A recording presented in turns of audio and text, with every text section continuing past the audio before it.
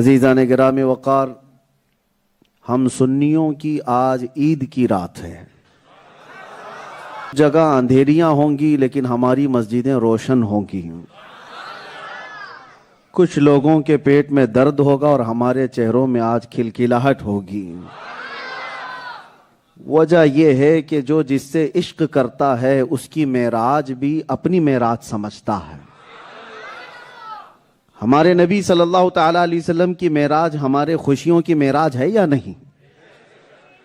اور جس کو اپنے نبی سے کوئی محبت نہ ہو اسے اس معراج سے کیا لینا دینا؟ میں غیروں کی بات تو چھوڑیں، جو بنام مسلمان نظر آتے ہیں ان سے بھی ہمیں بات سمجھ میں نہیں آتی کہ وہ ابھی اسی فلسفے کے داو پیچ میں مبتلا ہیں کہ نبی گئے تھے کہ نہیں گئے تھے، جسم سے گئے تھے کہ روح سے گئے تھے۔ انہیں ابھی ان تمام چیزوں کے فلسفوں میں ہی گم پایا جا رہا ہے۔ لیکن جن کو اللہ تعالیٰ نے ہدایت عطا کی ہے، جن کی عقل کو اللہ نے معراج عطا کی، وہ معراج کے واقعے کو بھی سمجھ جاتے ہیں۔ کیوں؟ ایک ہی نقطے میں سمجھاؤں گا۔ ہر نبی کا ایک معجزہ ہوتا ہے۔ معجزہ کس کو کہتے ہیں؟ عربی میں عاجز کرنے والی چیز۔ عاجز کرنے والی چیز یعنی کسی کی سمجھ کو مجبور کر دینے والی چیز۔ آپ کہتے ہیں نا کہ انبیلیویبل، سمجھ میں نہیں آ رہا ہے، یقین نہیں ہوتا کسی چیز کو دیکھ کر، تو ایسی محیر العقول چیز جو سمجھ سے بالاتر ہے اس کو معجزہ کہتے ہیں۔ اور ہر نبی کو ایک معجزہ دیا گیا، اور تمام نبیوں کے معجزوں کا کمال میرے مصطفیٰ کو دیا گیا۔ تمام نبیوں کے معجزے جو ہیں ان معجزوں کا کمال میرے نبی کو دیا گیا۔ اب لوگ یہ کہتے ہیں کہ سفر معراج سمجھ میں نہیں آتا۔ ارے میاں، اگر تمہارے سمجھ میں آتا تو معجزہ کیسے ہوتا؟ معجزہ کہتے ہی اسے ہیں جو عام انسانی ذہن میں نہیں آئے، عام عقل میں جو سمجھ سے بالاتر ہو وہی معجزہ ہے۔ اگر تمہاری بھی سمجھ میں آتا تو پھر نبی پاک کی خصوصیت کیا رہ جاتی؟ معجزے کی خصوصیت کیا رہ جاتی؟ بات سمجھ میں آ رہی ہے؟ وہ عام انسان نہیں ہے، وہ افضل البشر نبی کونین صلی اللہ تعالی علیہ وسلم اللہ تعالیٰ کے نبیوں میں بھی اعلیٰ ہیں، تو ان کے کام معجزہ ہیں۔ میرے عزیزو، بس یہاں سے ہم گفتگو شروع کرتے ہیں۔ ایک بات آپ کو میں بتا دوں کہ معراج کا واقعہ سمجھنے کے لیے اور سننے کے لیے سنی ہونا ضروری ہے۔ یہیں سے شروعات ہے۔ سنی ہو تو سنو، نہیں ہو تو پھر جاؤ۔ جیسی رات ہے اندھیری تمہاری، ویسی ہی تمہارے دل بھی اندھیرے۔ ہاں، نبی پاک صلی اللہ تعالی علیہ وسلم کی معراج ایسا نہیں ہے کہ یہ صرف بریلویوں کی بات ہے۔ میرے عزیزو، جملہ مشائخ، بزرگان دین، سلف و خلف، سب نے اس معراج کے واقعے کو لکھا، بلکہ صحیح احادیث کریمہ میں ہے، بلکہ مسجد حرام سے لے کر مسجد اقصیٰ تک کا سفر تو قرآن میں ہے۔ اگر کسی نے اس کا انکار کر دیا تو وہ کافر ہے۔ تو میں آپ کو بتاتا ہوں، آج کے دور میں بھی کچھ جماعتیں ہیں جو نبی پاک کے معراج کے سفر کا، جسمانی سفر کا انکار کر دیتی ہیں یا ان کے معجزے کو نہیں مانتی۔ وہ وہی لوگ ہیں جو ابو جہل کا چشمہ پہنے ہوئے ہیں، اور جو معراج کو سمجھتے ہیں اور اس کی خوشیاں مناتے ہیں وہ صدیق اکبر کا چشمہ پہنے ہوئے ہیں۔ وجہ کیا ہے؟ جب نبی پاک صلی اللہ تعالی علیہ وسلم تشریف لائے، معراج واقعہ ہم بعد میں بیان کرتے ہیں، پہلے میں کچھ وہ باتیں جو دلیل کے طور پر حضور نے خود مکہ میں بیان کی۔ جب اللہ کے نبی صلی اللہ تعالی علیہ وسلم واپس تشریف لائے مکہ میں، تو واقع معراج کو بیان کر رہے تھے کہ کل کی رات رب تبارک و تعالیٰ نے مجھے جبرائیل امین کے ذریعے سے آسمانوں کا سفر کرایا، جنت و دوزخ دیکھا، عرش و کرسی، لوح و قلم، سارے لامکان سے بھی آگے۔ پھر واپس آیا تو جو صحابہ موجود تھے ان کو حضور پاک صلی اللہ علیہ وسلم یہ واقعہ سنا رہے تھے، اور سننے والوں میں ابو جہل بھی تھا۔ یہ بات یاد رکھیں، سننے والے بہت لوگ ہوتے ہیں، ہمارے بھی سننے والے بہت ہوتے ہیں۔ सब इश्क वाले नहीं होते हैं, कुछ तो कोड़ निकालने वाले भी होते हैं। तो अबू जहल सुन करके गया, आज तो मुझे बड़ा पॉइंट मिल गया है कि ये तो बहुत मावराउल अक्ल बात कर रहे हैं, किसी को भी कहेंगे तो कौन मानेगा ये चीज एक रात में। अरे मियां, आज का दौर नहीं है वो कि रॉकेट थी या फिर कोई और बहुत तेज रफ्तार की कोई सवारी। ये वो दौर है जब घोड़े और ऊंटों पर लोग सफर किया करते थे। उस दौर में मेरे आका सल्लल्लाहु अलैहि वसल्लम फरमा रहे हैं, जब मस्जिद हराम से मस्जिद अक्सा बैतुल मुकद्दस जाने का सफर ही 1 महीने का था, सिर्फ जमीनी सफर 1 महीने का था, फिर उसके बाद आसमानों का सफर, वो उसकी तो मिकदार ही नहीं। उस जमाने में हुजूर फरमा रहे हैं कि एक रात में मैं गया भी और आया भी। ये यकीन करना आसान नहीं था। अबू जहल ने ये पॉइंट पकड़ लिया और कहा कि ये तो बहुत मावराउल अक्ल बात है, इससे तो मैं लोगों को अब भड़का सकता हूं मोहम्मद के खिलाफ सल्लल्लाहु अलैहि वसल्लम। और इत्तेफाक ऐसा कि अबू जहल को उस महफिल से उठने के बाद सबसे पहला जो शख्स मिला वो अबू बकर सिद्दीक थे। वो महफिल रसूल में थे नहीं, कहीं से आ रहे थे। अबू बकर को पकड़ लिया अबू जहल ने, कहा अबू बकर पता है मक्का में एक बहुत बड़ा मामला हो गया है, एक बड़ा इंसिडेंट। अबू बकर सिद्दीक रदी अल्लाह ताला अन्हु ने पूछा कि क्या हुआ है। अबू जहल ने कहा एक शख्स है, नाम नहीं कहा उसने, कहा एक शख्स है, वो कहता है रात को उसने मस्जिद हराम से लेकर मस्जिद अक्सा तक का सफर किया, बैतुल मुकद्दस तक गया। इतना ही कहा। हुजूर तो बहुत लंबा सफर बयान किए हैं, लेकिन अबू जहल ने अबू बकर सिद्दीक रज़ियल्लाहु ताला अन्हु के पास इतना ही कहा, एक शख्स है मक्का में जो दावा कर रहा है कि रात को वो मस्जिद हरम से मस्जिद अक्सा तक गया और फिर वापस भी आ गया। तो अबू बकर तुम क्या कहते हो ऐसे शख्स के बारे में। हजरत अबू बकर सिद्दीक ने कहा ऐसा कैसे हो सकता है, बात तो सही है ना, इंसानी तकाजा यही कहता है, अकल यही कहती है, ऐसा कैसे हो सकता है। हजरत अबू बकर सिद्दीक ने भी कहा ऐसा कैसे हो सकता है। अबू जहल को मिल गया पॉइंट कि अबू बकर तो बहुत मोहम्मद मोहम्मद करते रहता है, आज मैं इसको उनसे दूर कर ही लूंगा। और ठट्टा मार करके हंसने लगा कि अबू बकर सिद्दीक को। तो हजरत अबू बकर सिद्दीक ने देखा कि इतनी खुशियां क्यों मना रहा है, पूछा कौन है, किसने कहा। तो अबू जहल ने कहा अरे तुम्हारे करीबी साथी मोहम्मद सल्लल्लाहु अलैहि वसल्लम ने ही ये कहा है। तो जानते हो हजरत अबू बकर सिद्दीक ने कहा अरे कमबख्त, पहले क्यों नहीं बताया, तूने तो कहा कि वो हर मस्जिद हरम से मस्जिद अक्सा तक जाकर के एक रात में आए, कसम रब्बे जुल जलाल की अगर वो इससे आगे आसमानों की भी बात करें तो भी मैं तस्लीम करूंगा। अगर उन्होंने कहा है तो बिल्कुल सच कहा है, इसमें कोई झूठ नहीं हो सकता। हजरत अबू बकर सिद्दीक ने पूरा वाक़या मेराज मेरे मुस्तफा से सुना नहीं, उससे पहले ही कहा अगर उन्होंने यहां तक का ही सफर कहा है मस्जिद हरम से मस्जिद अक्सा तक का, इसमें कौन सी बड़ी बात। अगर वो कह दें कि आसमानों का भी सफर किया है तब भी मैं तस्लीम करूंगा। ये ईमान है।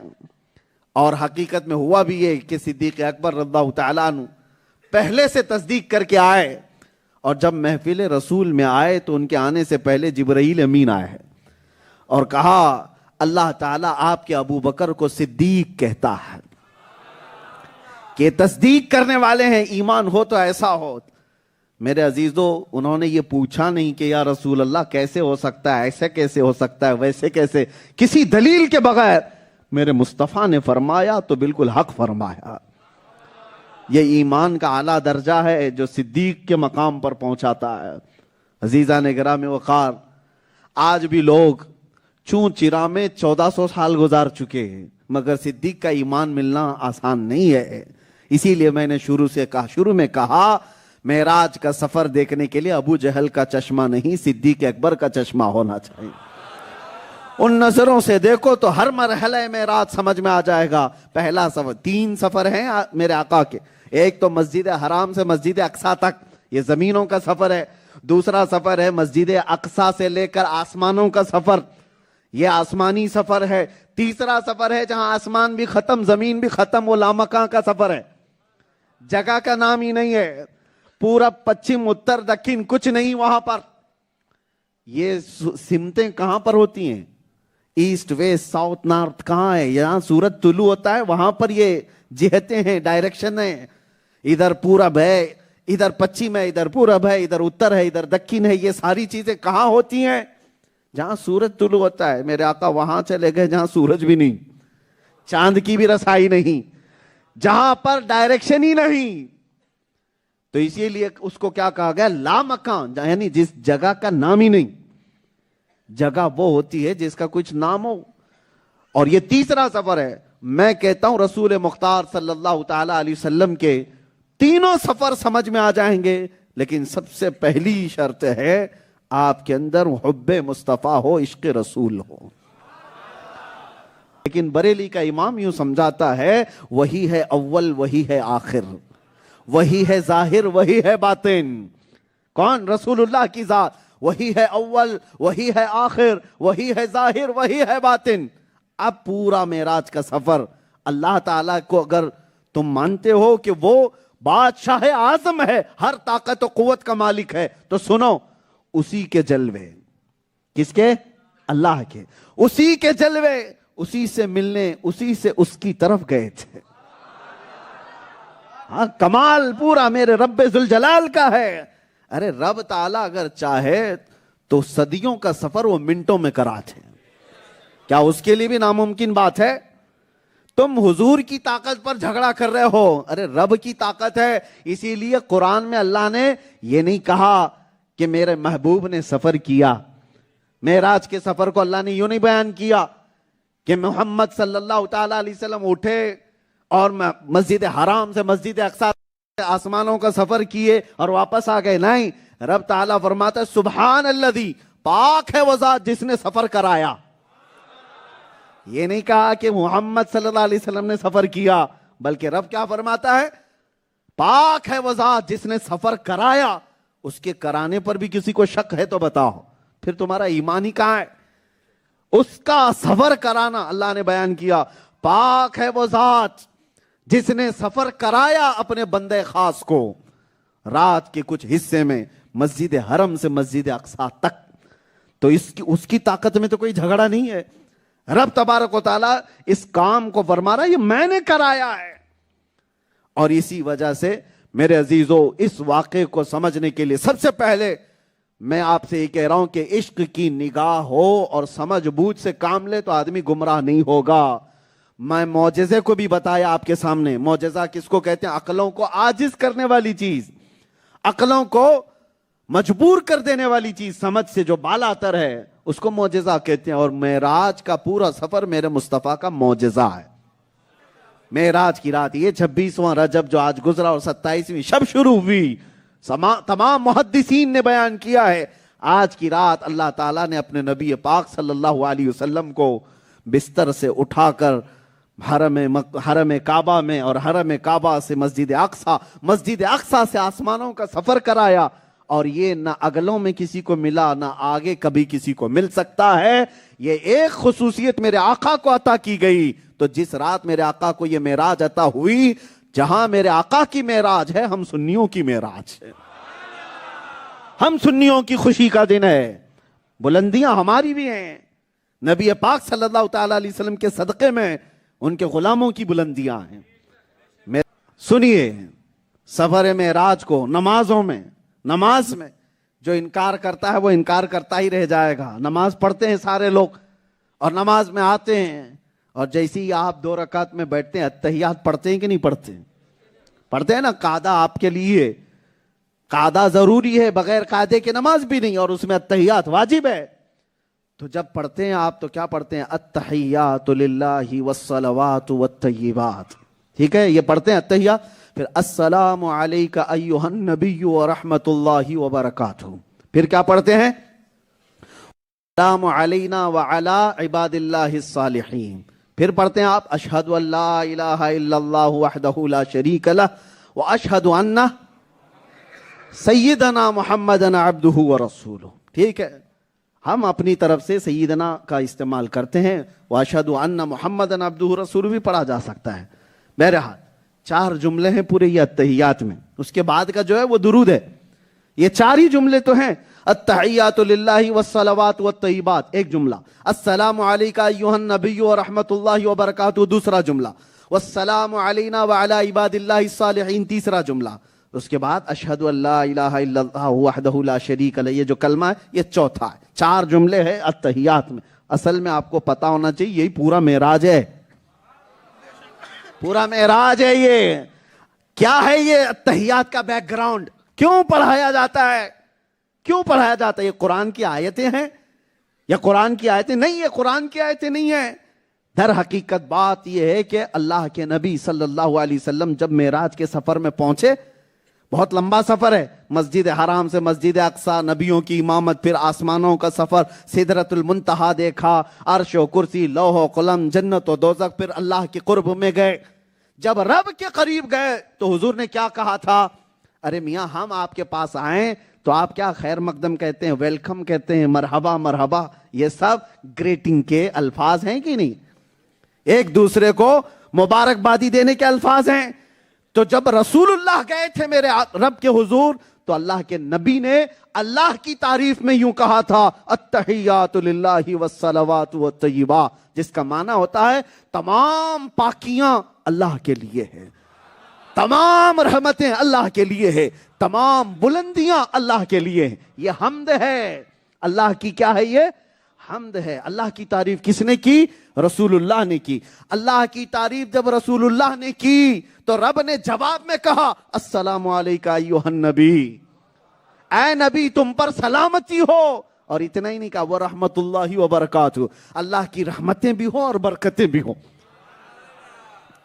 پہلے نبی نے اللہ کی تعریف کی تو جواب میں اللہ نے کیا کہا؟ سلامتی ہو اے نبی آپ پر۔ اور اتنا ہی نہیں، یہاں ختم نہیں ہوا، اب میرے نبی کا خاصہ دیکھو، میرے نبی کی رحمتیں دیکھو۔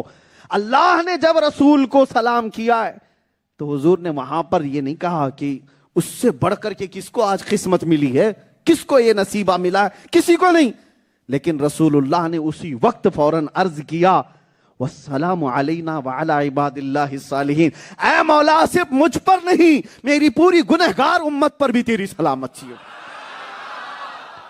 علینا والسلام علینا میں رسول اللہ نے اپنی پوری گنہگار امت کو شامل کیا، وعلی عباد اللہ الصالحین، اور تیرے نیک بندوں پر بھی تیری رحمت ہو اور میری گنہگار امت پر بھی تیرا سلام ہو۔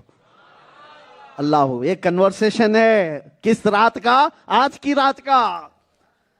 رسول اللہ گئے اور تعریف کی پہلے اللہ کی، التحیات للہ والصلوات والطیبات، یاد رکھنا جب بھی نماز پڑھنا۔ اور رسول اللہ نے جب تعریف کی تو رب نے کیا کہا؟ السلام علیکہ ایھا النبی ورحمۃ اللہ وبرکاتہ، اے نبی آپ پر سلامتی ہو، اللہ کی رحمتیں اور برکتیں ہوں۔ پھر رسول اللہ نے عرض کیا، مولا صرف مجھ پر نہیں میری پوری گنہگار امت پر بھی سلامتی ہو اور تیرے نیک بندوں پر بھی سلامتی ہو۔ یہ کنورسیشن چل رہا تھا، حضور نے حمد بیان کی، رب نے سلام کیا، پھر گنہگار امتیوں پر اور نیک بندوں پر بھی رب کی سلامتی کی عرض میرے آقا نے کی۔ یہ جو مکالمہ چل رہا تھا سارے ملائے اعلیٰ فرشتے سن رہے تھے، سارے فرشتے سن رہے تھے۔ جب نبی اور خدا کی باتیں فرشتوں نے سنی تو سارے فرشتوں نے پکار کر کہا، اشہد ان لا الہ الا اللہ۔ سارے فرشتوں نے کہا، ہم گواہی دیتے ہیں کہ اللہ کے سوا کوئی معبود نہیں، اور ہم گواہی دیتے ہیں کہ محمد اللہ کے رسول اور اس کے بندے ہیں۔ ہے یہ پورا واقعہ معراج، اسی لیے نماز کو کہا گیا ہے مومنوں کی معراج ہے۔ ہر نماز میں تم یہ یاد کرو، میرے آقا نے رب سے عرض کیا تھا، رب نے سلام بھیجا تھا، پھر میرے آقا نے ہم گنہگاروں کو یاد کیا تھا، پھر فرشتوں نے گواہی دی تھی۔ یہ واقعہ مجھے کہنے کی ضرورت اس لیے پڑی، میں بات کیا کر رہا تھا؟ اعلیٰ حضرت کا وہ شعر، کیا؟ واللہ ذکر حق نہیں کنجی سقر، یعنی حضور کا ذکر چھوڑ کر کے اللہ کا ذکر کرو گے تو یہ ذکر پورا کمپلیٹ نہیں ہے۔ یہی معراج کا واقعہ بتاتا ہے۔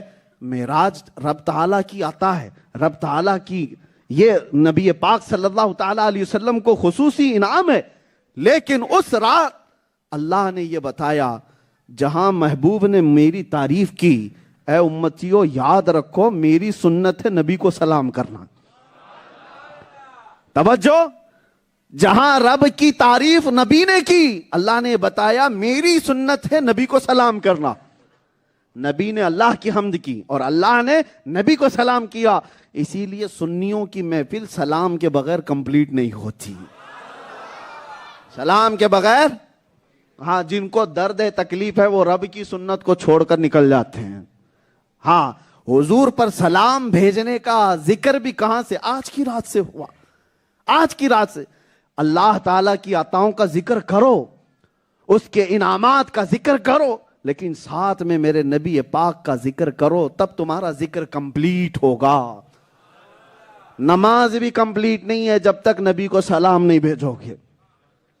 اور کچھ وہ خبیث ہیں جنہوں نے یہ کہا کہ نبی کا خیال آ جانا نماز میں گدھے اور بیل کے خیال سے بدتر ہے.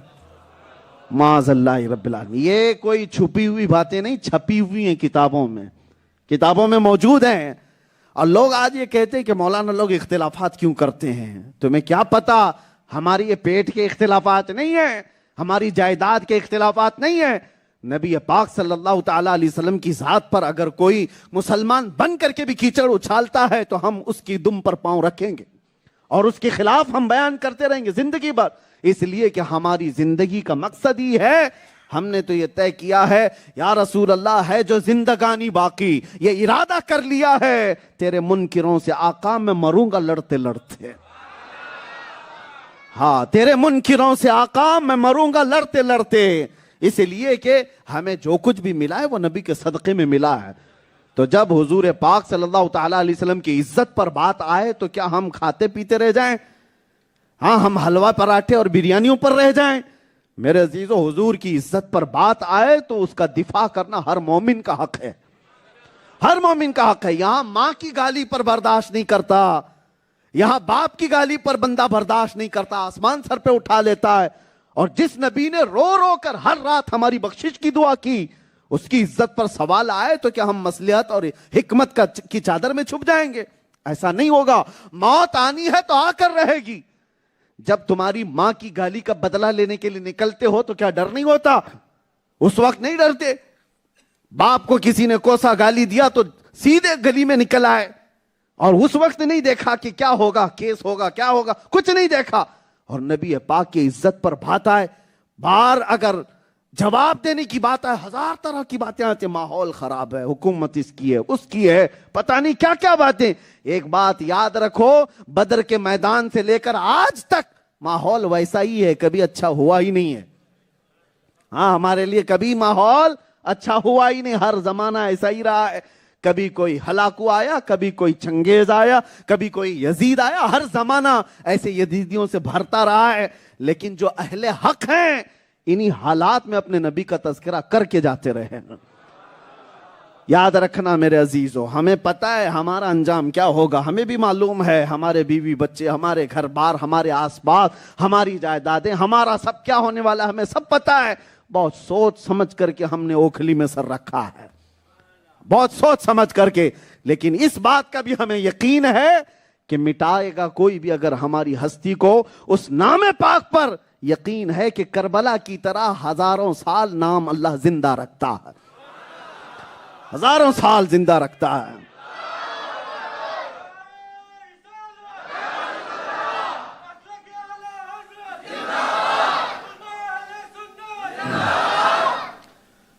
میرے عزیزو، اس میں چھو چرا اور بغلیں جھانکنے کی بات نہیں ہے.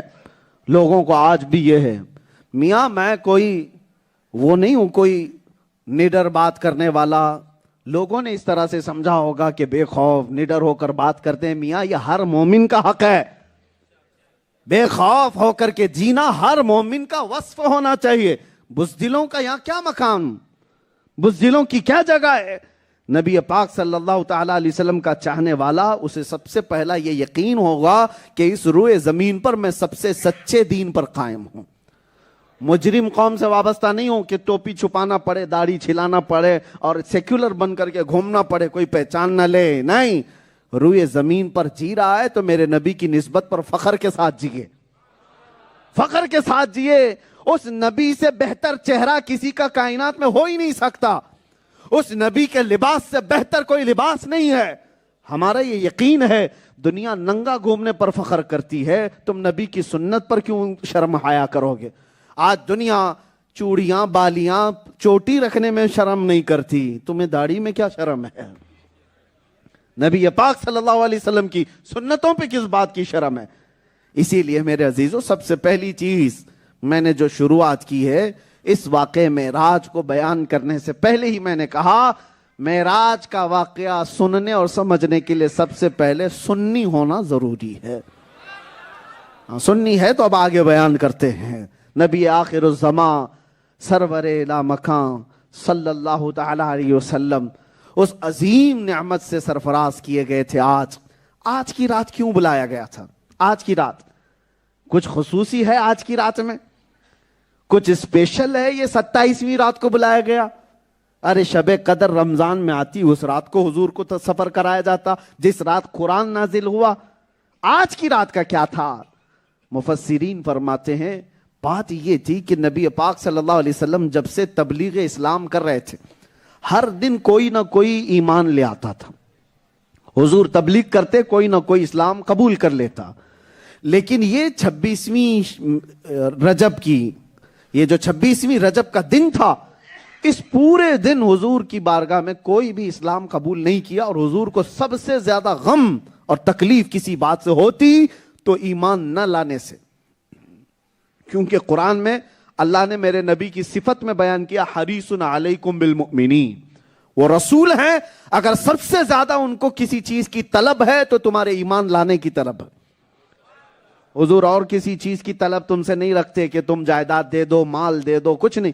حضور پاک صلی اللہ علیہ وسلم کو تم سے اگر کسی چیز کی طلب ہے تو تمہارے ایمان لانے کی۔ اور جب 26ویں رجب کو کوئی ایمان نہیں لایا تو حضور غمگین ہو گئے، دل ملال میں تھا، اور نبی پاک صلی اللہ تعالی علیہ وسلم لوگوں سے کٹ کر کے ام ہانی کے گھر گئے، دروازہ بند کر کے آرام کرنے لگے۔ ام ہانی آپ کی چچیری بہن ہے، اور کہا بھی کسی کو ملنے مت دینا، آنے مت دینا، میں آج آرام کروں گا۔ غم سے دل بوجھل ہے، کیوں؟ کوئی ایمان نہیں لایا۔ اور دنیا کا دستور یہ ہے، ہم جب ہائی ڈپریشن میں چلے جائیں، ٹینشن میں چلے جائیں تو کیا کرتے ہیں؟ گھومنے پھرنے کے لیے نکل جائیں، سمندر کے کنارے، کسی باغیچے میں، کسی ہل سٹیشن پر کہیں نہ کہیں جا کر کے اپنے دل کو ہلکا کر کے آئیں، تفریح کرنے کے لیے جائیں۔ دل کو ہلکا کرنے کے لیے انسانوں کا یہ مزاج ہے جب غمگین ہوتے ہیں۔ اور محبوب خدا جب غمگین تھا، اللہ تعالیٰ کا حبیب جب غمگین تھا، تو محبوب کی یہ شان نہیں ہے کہ وہ کسی اونچی جگہ پر جائیں، سمندر کے کنارے جائیں، اور دنیا کے باغیچے میرے نبی کے غم کو کیا ہلکا کرتے؟ رب تعالیٰ نے جبرائیل کو بھیجا، کہا جبرائیل جاؤ، میرا محبوب غمگین ہے، دنیا والے دنیا کے باغ دیکھتے ہیں، میں اپنے محبوب کو جنت کے باغات دکھاتا ہوں۔ آج کی رات بلاؤ میرے محبوب کو، جنت کے باغات دکھائے جائیں، غم ہلکا کرنے کے لیے، اور جنت کے باغات دکھائے جائیں، عرش و کرسی دکھائی جائے، سدرۃ المنتہا دکھائے جائیں، فرشتوں کے نظارے دکھائے جائیں، انبیاء کی امامت دکھائی جائے، اور عرش و کرسی لوح و قلم دکھائے جائیں۔ اس پر بھی نبی کا غم ہلکا نہ ہوا، سارے حجابات ہٹا دیے جائیں، میں خود اپنی زیارت مصطفیٰ کو کراؤں۔ آج یہ خصوصیت تھی، میرے نبی کے دل کو ہلکا کرنا تھا، میرے نبی کے غم کو تسکین میں بدلنا تھا۔ رب تعالیٰ نے آج کی رات بلایا، دنیا اپنے غموں کو ہلکا کرنے کے لیے دنیا کے سیر و سفری کرتی ہے، مگر محبوب خدا جب غمگین ہو تو رب تعالیٰ جنت کی سیر کراتا ہے۔ اور ایک بات بڑی خاص، مفسر شہیر حکیم الامت علامہ احمد یار خان نعیمی رحمۃ اللہ تعالی علیہ لکھتے ہیں کہ دیکھو کیا پیاری بات ہے، کیا پیاری بات ہے۔ یہ جو واقعہ معراج ہے نا، واقعہ معراج کہاں سے شروع ہو رہا ہے؟ سبحان الذی اسریٰ بعبدہ، یہ آیت یاد ہے کہ نہیں ہے؟ اتنی تو مسلمانوں کو یاد ہونا چاہیے، 15ویں پارے کی شروع کی آیت ہے۔ شروع کہاں سے ہوتی ہے؟ سبحان الذی اسریٰ بعبدہ۔ سبحان، سبحان، سبحان کس کو کہتے ہیں؟ اللہ تعالیٰ کی ذات کی جب پاکی بیان کی جائے۔ آپ کوئی بڑا کام دیکھتے ہیں تو کیا کہتے ہیں؟ ابھی میں بیان کر رہا ہوں، تھوڑی دیر میں رکوں تو آپ کیا کہیں گے؟ یہ سبحان اللہ کا لفظ آپ کی زبان پر آیا ہے کہ نہیں؟ جب کوئی اچھی بات لگے تو کیا کہتے ہیں آپ؟ پھر بولو کیا کہتے ہیں؟ یہ میری تعریف نہیں ہے، تعریف اللہ کی ہے. کیوں؟ اللہ نے اتنی بڑی چیز اس کو عطا کی ہے. سبحان اللہ. بندہ خوشیوں کے موقع پر کیا کہتا ہے؟ سبحان اللہ. اچھا یہ دیکھیں ہمارے گھروں میں بھی ماحول ایسا ہے، گھروں میں بھی ماحول ایسا ہے. بچہ کچھ بولنے لگ جائے تو آپ خوشیوں میں کیا کہیں گے؟ سبحان اللہ کہیں. اور کسی کی شادی میں خوبصورت نظر آنے لگے تو آپ کیا کہیں؟ سبحان اللہ. کیا اچھے لگ رہے ہیں. دولہا کیا لگتا ہے؟ سبحان. کسی کو خوبصورت دیکھا تو آپ نے کیا کہا؟ ماشاءاللہ بھی کہتے. سبحان اللہ. اللہ کی تعریف ہے، اللہ کی تعریف ہے. اللہ بلند و بالا ہے جو اس شان کے ساتھ اس کو عطا کیا. بات ٹھیک ہے؟ بندے کسی تعجب کی بات کو دیکھتے ہیں تو کیا کہتے ہیں؟ دماغ میں رکھو یہ بات. جب بھی کوئی بڑی بات دیکھیں تو بندے کیا کہتے ہیں؟ ذہن میں ہے یہ بات؟ اب سنو، معراج کی رات ہے. نبی پاک صلی اللہ تعالی علیہ وسلم جب بستر سے اٹھائے گئے، جبرائیل امین آئے اور آپ کو عرض کیا کہ اللہ تعالیٰ آسمانوں کے سفر پر آپ کو بلا رہا ہے. رسول اللہ صلی اللہ تعالی علیہ وسلم مسجد حرم میں تھے. آپ کا سینہ چاک کیا گیا اوپر سے لے کر ناف تک، اور پھر دل مبارک کو جنت کے پانیوں سے دھویا گیا، پھر رکھا گیا. پھر اس کے بعد جبرائیل امین نے کہا کہ اب یہاں سے آگے کا سفر ہے. تجلیات بھر دی گئی ہیں، جو نور کی تجلیات آپ کو آگے کے سفر کے لیے طاقتور بنائیں گی. اب سفر ہو رہا ہے. لیکن ایک بات آپ بھی کہتے ہیں آج بھی، معراج کے سفر کا دولہا کون ہے؟ ہمارے نبی پاک کی ذات، مصطفیٰ کی ذات معراج کے سفر کی کیا ہے؟ وہ دولہا ہے. مانتے ہیں کہ نہیں مانتے؟ ارے وہی تو دولہا ہے، حضور دولہا ہے. اسی لیے تو 1,24,000 کم و بیش بارات کی شکل میں مسجد اقصی میں انبیاء پہلے سے موجود تھے. دولہا آ رہا ہے، دولہے کو دیکھنا ہے. سارے نبی پہلے سے انتظار میں ہے یہ بات. اور یہ آج کی رات میرے آقا صلی اللہ تعالی علیہ وسلم کی ایسی رات، یہ بلا تشبیہ و بلا تمثیل. دنیا کی شادیاں کیا خوشیاں دیں گی جو معراج کی رات میرے مصطفیٰ کو خوشیاں دی گئی. کیا خوشیاں دی گئی ہیں. ارے نبی پاک صلی اللہ تعالی علیہ وسلم مسجد اقصی میں آئے، اور وہاں پر ایسا نہیں ہے کہ 1 منٹ 1.5 منٹ کے لیے، بلکہ روایتیں بتاتی ہیں آدم علیہ السلام سے لے کر عیسیٰ علیہ السلام تک سارے بڑے انبیاء، وہاں جو جلیل القدر پیغمبر تھے، سبوں نے میرے نبی کی شان میں قصیدے بھی بیان کی، خطبے بھی پڑھے، اور نبی پاک نے ان کی امامت کرائی. جو نماز تھی وہ نبیوں کی نماز تھی، جس کے امام میرے مصطفیٰ تھے. رسول پاک صلی اللہ تعالی علیہ وسلم امام الانبیاء، امام المرسلین، امام الہدا. حضور پاک صلی اللہ تعالی علیہ وسلم کا یہ سفر معراج سننے کے لیے. اب جو پوائنٹ میں کہنے چاہ رہا ہوں، توجہ چاہتا ہوں. ہمارے گھر سے جیسے ہی کوئی دولہا بنتا ہے، بہت سارے کنوارے بھی ہوں گے بنے، اللہ تعالیٰ جلدی ان کو شادی عطا کرے. کیونکہ یہ دعا بھی کرنا ہے کہ اچھی اور نیک اور صالح عورت کسی کو مل گئی تو میرے آقا فرماتے ہیں اس کو آدھی دنیا مل گئی. ہاں اگر بگڑے ہوئے ہے تو آدھی جہنم دنیا میں ہے اس کی. دعا کرو ربنا آتنا فی الدنیا حسنہ، اے اللہ ہمیں دنیا میں سب سے بہترین چیز عطا کر، وہ عورت عطا کر جو تیرے سے قریب کرے. خیر شادی کی بات آئی ہے تو اس لیے میں کہہ رہا ہوں شادیوں کی جو خوشیاں ہیں، مجھے مثال بتانا ہے. عام طور پر رواج یہ ہے کہ دولہے کو گھوڑے پر بٹھا دیتے ہیں.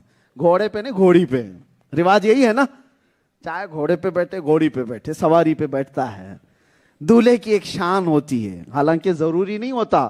اب تو یہاں ممبئی والے کہاں گھوڑی ڈھونڈیں گے، یہاں تو مرسیڈیز میں چلے جائیں گے. ہے تو کوئی سواری میں بیٹھتا ہے، کوئی سواری میں بیٹھتا ہے. کیسے؟ سج دھج کر کے، تیار ہو کر کے، صحرا پہن کر کے بیٹھتا ہے. اور اس کو لے جانے والے اس کے قریبی رشتہ دار، ارے ماں بھی ہوتی ہے، باپ بھی ہوتا ہے، بھائی بھی ہیں، بہنیں بھی ہیں. ارے ان کی بلائیں اتار رہی ہوتی ہیں، صدقہ اتار رہی ہوتی ہیں. یہ جب شادی میں جانے کا وقت ہوتا ہے تو جب دولہا پورا ٹوٹل ریڈی ہو جائے اور سواری پر بیٹھ جائے تو لوگوں کی زبان سے اس کو دیکھ کر کے کیا نکلتا ہے؟ سبحان اللہ. کیا نکلتا ہے؟ اب سنو، یہ دولہا جب سواری پر بیٹھ جاتا ہے تو دنیا اس کو کہتی ہے دیکھ کر سبحان اللہ کیا خوبصورت لگ رہا ہے، لیکن میرے آقا بلا تشبیہ بلا تمثیل یہ دنیا کے دولہوں کی مثال ہے۔ نبی آخر الزمان صلی اللہ تعالی علیہ وسلم معراج کی سفر پر جانے لگے، کون تھا گھر پر؟ ام ہانی کے گھر آرام کر رہے ہیں، لیکن جب اٹھایا گیا جبرائیل امین ساتھ ہیں، اور اس رات میرے آقا دولہا بنائے جا رہے ہیں، اور جنت سے پانی لایا گیا ہے، دھلا گیا ہے، کون سا لباس پہنایا گیا یہ وہ جانے، اور سواری کیا لائی گئی؟ براق کی سواری، جہاں تمہاری نظر جائے وہاں اس کا پہلا قدم پڑے۔ یہ براق کی سواری کھڑی ہے، ارے نورانی سواری ہے، اور اس پر جبرائیل امین نے کہا سوار ہو جائیں۔ میرے آقا بیٹھے ہیں، آج میرے آقا صلی اللہ تعالی علیہ وسلم، یہ وہ رات ہے جو دولہا کی رات ہوتی ہے اور سجنے کی رات ہے، تیار ہونے کی رات ہے۔ ایسے وقت میں رشتہ دار قریب ہوتے ہیں، مگر میرے آقا صلی اللہ علیہ وسلم کی ماں بہت کم عمری میں فوت ہو چکی تھی، اور باپ میرے آقا کے پیدا ہونے سے پہلے انتقال کر چکے تھے۔ نبی پاک صلی اللہ علیہ وسلم کے سگے بھائی نہیں، سگی بہنیں نہیں، رشتہ داروں میں کوئی آس پاس نہیں۔ دولہا جب بھی یہاں پر اپنی بارات میں جا رہا ہوتا ہے تو رشتہ دار کھڑے ہو کر کے اس کی بلائیں اتار رہے ہیں، صدقہ اتار رہے ہوتے ہیں، لیکن جب نبی جا رہے ہیں براق کی سواری پر بیٹھے ہیں، کوئی نہیں ہے، ماں بھی نہیں ہے، باپ بھی نہیں ہے، بھائی بہن بھی نہیں ہے، لیکن براق پر جیسے ہی بیٹھے میرے رب نے پکارا۔ دنیا دولہوں کو دیکھ کر سبحان اللہ کہتی ہے، محبوب تو براق پر بیٹھا ہے، اور کوئی اور نہیں کہے گا، میں کہوں گا سبحان الذی اسریٰ بعبدہ۔ رب نے فرمایا کیا اس پورے واقعے کو؟ سبحان الذی، یہ بھی سبحان اللہ کس نے کہا؟ ارے ہم تو اللہ کی تسبیح بیان کرتے ہیں اچھی چیز کو دیکھ کر، محبوب کی شان وہ ہے کہ خود بیان کرتا ہے سبحان اللہ۔ نبی پاک کی دولہے کی سواری کو دیکھ کر کس نے سبحان اللہ کہا؟ خود خالق کائنات نے۔ یہ ہے میرے نبی کی شان، آغاز سے اخیر تک قرآن ہے نعت مصطفیٰ، محبوب کے بیان کا کیسا انوکھا ڈھنگ ہے۔ میرے عزیزو، یہ یہاں تک شروعات ہے، اس کے بعد وہ سواری پر بیٹھے، یہ بھی ایک دلیل ہے ان خبیثوں کے لیے جو کہتے ہیں روح کے ساتھ سفر کیے تھے۔ ارے روح کے لیے براق کی کیا ضرورت تھی؟ روح کے لیے براق کی کیا ضرورت تھی؟ سواری آئی ہے اس لیے کہ جسم کے ساتھ گئے تھے، جسم کے ساتھ گئے تھے۔ وہ پورا واقعہ میں بیان بھی نہیں کر پاؤں گا، آپ بھی شاید تھک جائیں گے، پوری رات بھی لگ جائے اس کا ایک حصہ نہیں کمپلیٹ ہوگا۔ یہی تو کمال ہے اس معراج کے سفر کا، یہی تو کمال ہے کہ بیان کرنے میں گھنٹوں لگ جائیں، میرے مصطفیٰ کو سفر کرنے میں منٹ بھی نہ لگے۔ زنجیر بھی ہلتی رہی، بستر بھی رہا گرم، تا عرش گئے پھر آئے محمد صلی اللہ علیہ وسلم۔ حضور کے سفر میں منٹ بھی نہیں لگے، اور ہمیں سننے میں گھنٹوں بھی لگ سکتے ہیں۔ حضور پاک صلی اللہ تعالی علیہ وسلم کا سفر شروع ہوا۔ اب آپ کو میں جو زمینی حقیقت ہے، حضور جب گئے براق کی سواری لے کر، اور پہلے کہاں گئے؟ بیت المقدس۔ حضور کی زبان سے خود سنتے ہیں میرے آقا کیا بیان کر رہے ہیں۔ حضور فرماتے ہیں جبرائیل امین آئے، اور براق کو وہاں پر ایک دیوار میں ایک پتھر تھا، اس پر جبرائیل امین نے انگلی اس طرح سے لگائی تو سوراخ ہو گیا، اور اس میں براق کی رسی کو باندھ دیا۔ جانتے ہو بیت المقدس میں وہ سوراخ آج بھی موجود ہے، آج بھی موجود ہے۔ اور نبی پاک صلی اللہ تعالی علیہ وسلم کے لیے بیت المقدس کا دروازہ کھلا۔ حضور فرماتے ہیں سارے انبیاء وہاں پر کھڑے ہوئے تھے، سارے انبیاء وہاں پر کھڑے تھے۔ نماز اقصیٰ میں تھا یہی سر، آیا ہو معنی اول آخر۔ اعلیٰ حضرت کہتے ہیں نماز اقصیٰ میں یہی تھا سر کہ آیا ہو، یعنی ظاہر ہو جائے معنی اول و آخر۔ حضور اول بھی ہیں اور آخر بھی ہیں، حضور اول بھی ہیں آخر بھی ہیں، اس کا معنی ظاہر ہو جائے، اسی لیے بیت المقدس میں لایا گیا کہ صف بستہ کھڑے تھے سارے وہاں پر، جو صف کے دست بستہ پیچھے کھڑے تھے، جو سلطنت آگے کر گئے تھے، یعنی سارے نبی جو سلطنت کر کے گئے تھے وہ سب دست بستہ وہاں کھڑے تھے۔ حضور صلی اللہ تعالی علیہ وسلم پیدا ہونے میں سب سے آخری نبی ہیں کہ نہیں ہیں؟ سب سے آخری نبی ہیں کہ نہیں؟ تو حضور خاتم النبیین آخری نبی ہیں، یہ آخر کا معنی ہو گیا۔ حضور کے آخر ہونے میں یہ سمجھ میں آ گیا کہ آپ آخری پیدا ہوئے ہیں، لیکن اللہ نے معراج کی رات حضور کو سب سے آگے بڑھایا، आदम भी पीछे, मूसा भी पीछे, ईसा भी पीछे, इब्राहिम भी पीछे, इस्माइल भी पीछे, यूसुफ भी पीछे, जकरिया भी पीछे, सुलेमान भी अलैहिमुस्सलातु व तस्लीम, सारे नबी पीछे, जो पहले आए वो भी पीछे। तो सबसे आगे बढ़ा कौन? रसूलुल्लाह सल्लल्लाहु अलैहि वसल्लम। पैदा हुए सबसे आखिर में और बढ़े सबसे आगे। तो नमाज पढ़ाने के बाद ऐलान हो गया, देख लो इस मुस्तफ़ा की जात को, पैदा हुआ है आखिर, इमामत में अव्वल। इमामत में अव्वल, यही माना है अव्वल और आखिर का। वही है अव्वल, हाँ समझ के चलो, वही है अव्वल, हाँ आखिर पैदा होने में और इमामत करने में अव्वल। अब सुनिए, मेराज की रात कितनी देर वहां पर मेरे आका ने इमामत की, कितनी देर नबियों के साथ उनके कसीदे सुने, वल्लाहु आलम, अल्लाह बेहतर जाने। फिर उसके आगे का सफर है, पहले आसमान पर तफसील से हदीसों में आप भी पढ़िए कभी, इंटरनेट आप खाली गेम खेलने के लिए मत इस्तेमाल करो, हर जुबान में आपको मिल जाएगा। मेरे आका के मेराज का सफर ऑथेंटिक उलमाए अहले सुन्नत व जमात की लिखी हुई किताबों के जरिए से आप भी पढ़े कुछ। पहले आसमान का दरवाजा खोला गया, मेरे आका वहां गए तो आदम अलैहिस्सलाम से मुलाकात हुई। आदम अलैहिस्सलाम ने मरहबा कहकर इस्तकबाल किया। ये वही नबी हैं जो बैतुल मुक़द्दस में पीछे नमाज पढ़ के भी गए। अब यहां पर एक कंफ्यूजन भी होता है ना, सवाल भी है कि वहां तो नमाज में सब थे, फिर आसमानों पे ये कब आए? मेरे अजीजों, वही दूल्हा की बात है।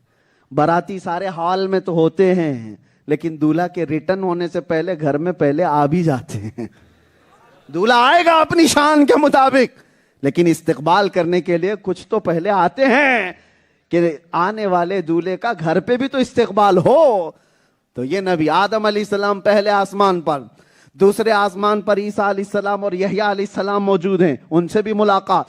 तीसरे आसमान पर मेरे आका सल्लल्लाहु ताला अलैहि वसल्लम यूसुफ अलैहिस्सलाम से मुलाकात। चौथे आसमान पर अल्लाह के नबी सल्लल्लाहु ताला अलैहि वसल्लम ने इदरीस अलैहिस्सलाम से मुलाकात की। पांचवें आसमान पर अल्लाह के नबी सल्लल्लाहु ताला अलैहि वसल्लम ने और नबियों से, छठे पर हजरत मूसा अलैहिस्सलाम से, पांचवें पर हारून अलैहिस्सलाम से, छठे पर मूसा अलैहिस्सलाम, सातवें पर इब्राहिम अलैहिस्सलाम से मुलाकात की। यह सुनने में आसान लग रहा है, एक आसमान से दूसरे आसमान के बीच का सफर 500 साल का है। 500 साल का। आपको सुनने में आसान लग रहा है, मेरे नबी ने सफर कर लिया। और सातवें आसमान के बाद जब इब्राहिम अलैहिस्सलाम से भी मुलाकात हुई तो जिब्राइल अमीन साथ साथ जा रहे हैं लेकर, और उस रात सुना कि मलाए आला फरिश्तों ने कंदीलें रोशन कर दी कि नबी पाक आ रहे हैं, महबूब खुदा आ रहे हैं, जन्नत से मशालें रोशन कर दी जाएं, मशालें रोशन कर दी जाएं। एक बुजुर्ग बयान करते हैं कि अल्लाह ताला ने फरिश्तों से कहा, ये कंदीलें, ये मशालें क्यों रोशन कर रहे हो? रात के वक्त मुस्तफा आ रहे हैं, रख दो, इसलिए कि मैंने अपने नबी के चेहरे पर 70,000 हिजाबात रखे हैं, और वो हिजाबात में से एक भी हट जाए तो जमीन और आसमान के बीच रोशन हो जाए। इतना नूर मुस्तफा के चेहरे पर अल्लाह ने रखा है कि रात की अंधेरियों में मशालों की जरूरत नहीं है, वो जिस तरफ जाए रोशनी उधर चली जाए। अरे मेरे आका मुस्कुरा भी देते तो हजरत आयशा सिद्दीका कहती हैं, मेरी सुई गिर गई थी, हुजूर के दांतों की चमक से मैंने सुई पा ली थी। अरे सुई देखने के लिए हाई पावर का लाइट चाहिए, छोटे मोटे डिम लाइट पे देख भी नहीं सकते। और मैं हजरत आयशा ये नहीं कह रही है हुजूर के चेहरे से मैंने देख लिया, बल्कि ये कहती हुजूर के दांत से जो रोशनी आ रही थी उससे मुझे अपनी खोई हुई सुई मिल गई थी। अरे दांतों का यह हाल है तो चेहरे पाक का हाल क्या है?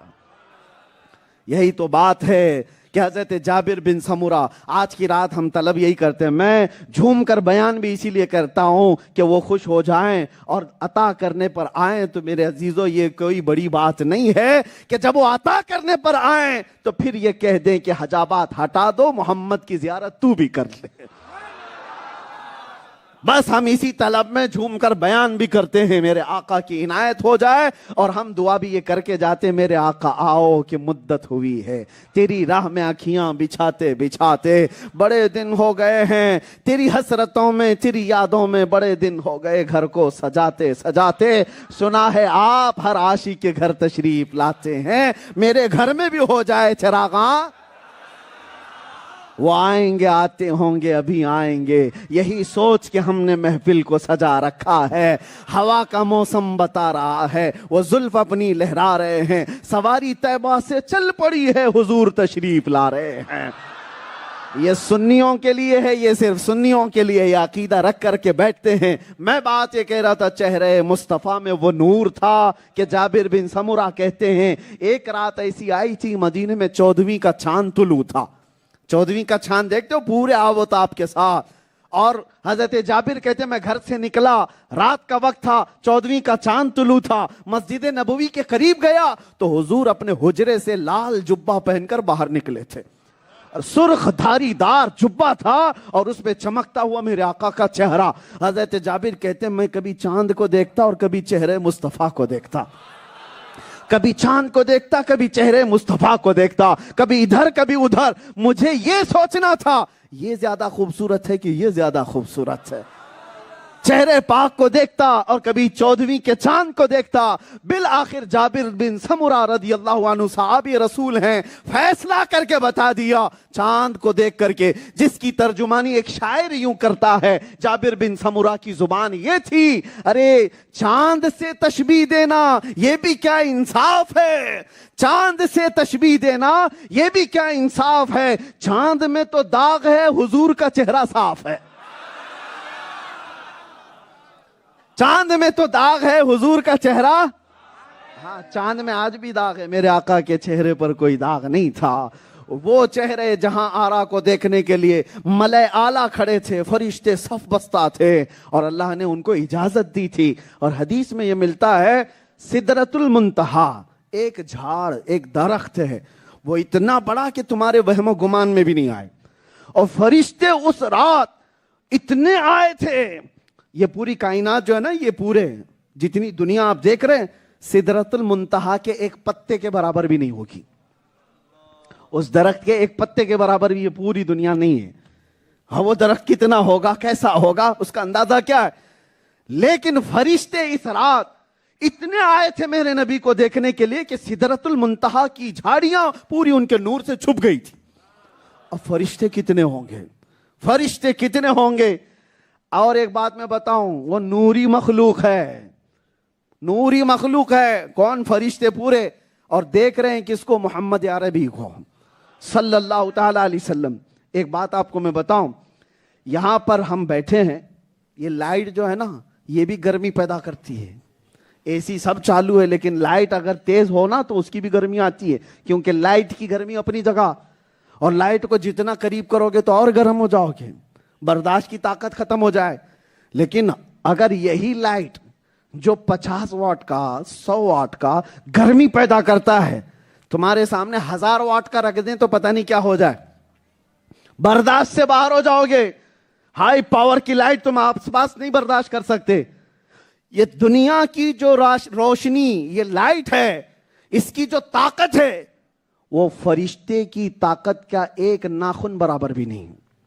ایک فرشتے کی بات کر رہا ہوں، ایک فرشتہ جو نوری مخلوق ہے اس کے اندر جو لائٹ کا پاور ہے وہ دنیا کی یہ لائٹ پاور سے کوئی تشبیہ نہیں دے سکتے، اور ایک فرشتہ نہیں، لاکھوں نہیں، کروڑوں نہیں، اربوں سے بھی بڑھ کر سدرۃ المنتہا کو گھیر چکے اتنے فرشتے جب ایک جگہ جمع ہوئے ہوں اور ان کی نورانی مخلوق پوری جمع ہونے کا جو پاور ہوگا وہ سامنے کیا پیدا کر رہا ہوگا، سامنے کوئی عام آدمی کھڑا ہو سکتا ہے، اور رسول پاک صلی اللہ تعالی علیہ وسلم وہ تمام فرشتوں کے سامنے اپنی شان کے ساتھ کھڑے ہیں، حضور کی زیارت کر رہے ہیں فرشتے، اس میں جبرائیل بھی ہیں، میکائیل بھی ہیں، اسرائیل بھی ہیں، اسرافیل بھی ہیں علیہم السلام، سارے ملائے اعلیٰ ہیں اور حضور کی زیارت کر رہے ہیں۔ اتنا ہائی پاور وہاں پر ملائے اعلیٰ کا، فرشتوں کا، نبی پاک صلی اللہ علیہ وسلم کھڑے ہیں، یہی تو ہم سنی سمجھانا چاہتے ہیں، جو صرف بشر بشر بشر کی رٹ لگاتے ہو، صرف کسی بشر کو فرشتے کے پاس کھڑا کر کے دکھاؤ، تمہارے سمجھ میں آ جائے گا صرف بشر یہ نوری مخلوق کا مقابلہ نہیں کر سکتا، میرے آقا بشر بھی ہیں اور نور بھی ہیں۔ اگر وہ نور کے ساتھ نہ ہوتے تو یہ نورانی مخلوق کا مقابلہ کیسے ہوتا؟ نور ہیں۔ اب اس کے بعد لائٹ کی جو طاقت ہے پتہ ہے آپ کو؟ آئنسٹائن نے کہا ہے یہ جو لائٹ کا جو ٹریول، اس کی جو مقدار ہے کتنی تیز رفتار ہوتی ہے، نوری سال جس کو کہتے ہیں، نوری سال۔ ارے لائٹ کی جو رفتار ہے اس کا 10% نکالا گیا تو 1,67,000 kilometre per second, 1,67,000 kilometre per second. یہ روشنی، یہ پورے نوری جو سال ہیں، جو سفر ہے، اس کا 10% کہا گیا ہے، 90% تو چھوڑو، اس کا اتنا حصہ، باقی کتنا تیز رفتار ہوگی یہ کوئی نہیں سمجھ سکتا۔ نور کے سفر کے بارے میں، روشنی کے سفر کے بارے میں، یہ دنیا کا سائنسدان کہتا ہے اتنا تیز سفر کر سکتا ہے، اور اتنا تیز کوئی انسان نہیں کر پائے گا۔ یہ جو دنیاوی سائنس کا علم رکھتے ہیں ان لوگوں کا کہنا ہے۔ اب میں آپ کو بتاؤں، یہ معراج کے سفر میں، ارے میاں ایک چیز ہوتی تو سمجھ میں آتی، جبرائیل آنے والے جو بلانے کے لیے وہ نور ہیں، جو سفر کے لیے سواری لائی گئی براق وہ نور ہے، اور میرے آقا جو سوار ہونے والے وہ نور ہے۔ نور آیا ہے، نور لے کر آیا ہے، کو لے جانے کے لیے آیا ہے، اور جس کے پاس لے جایا جا رہا ہے اللہ نور السماوات والارض۔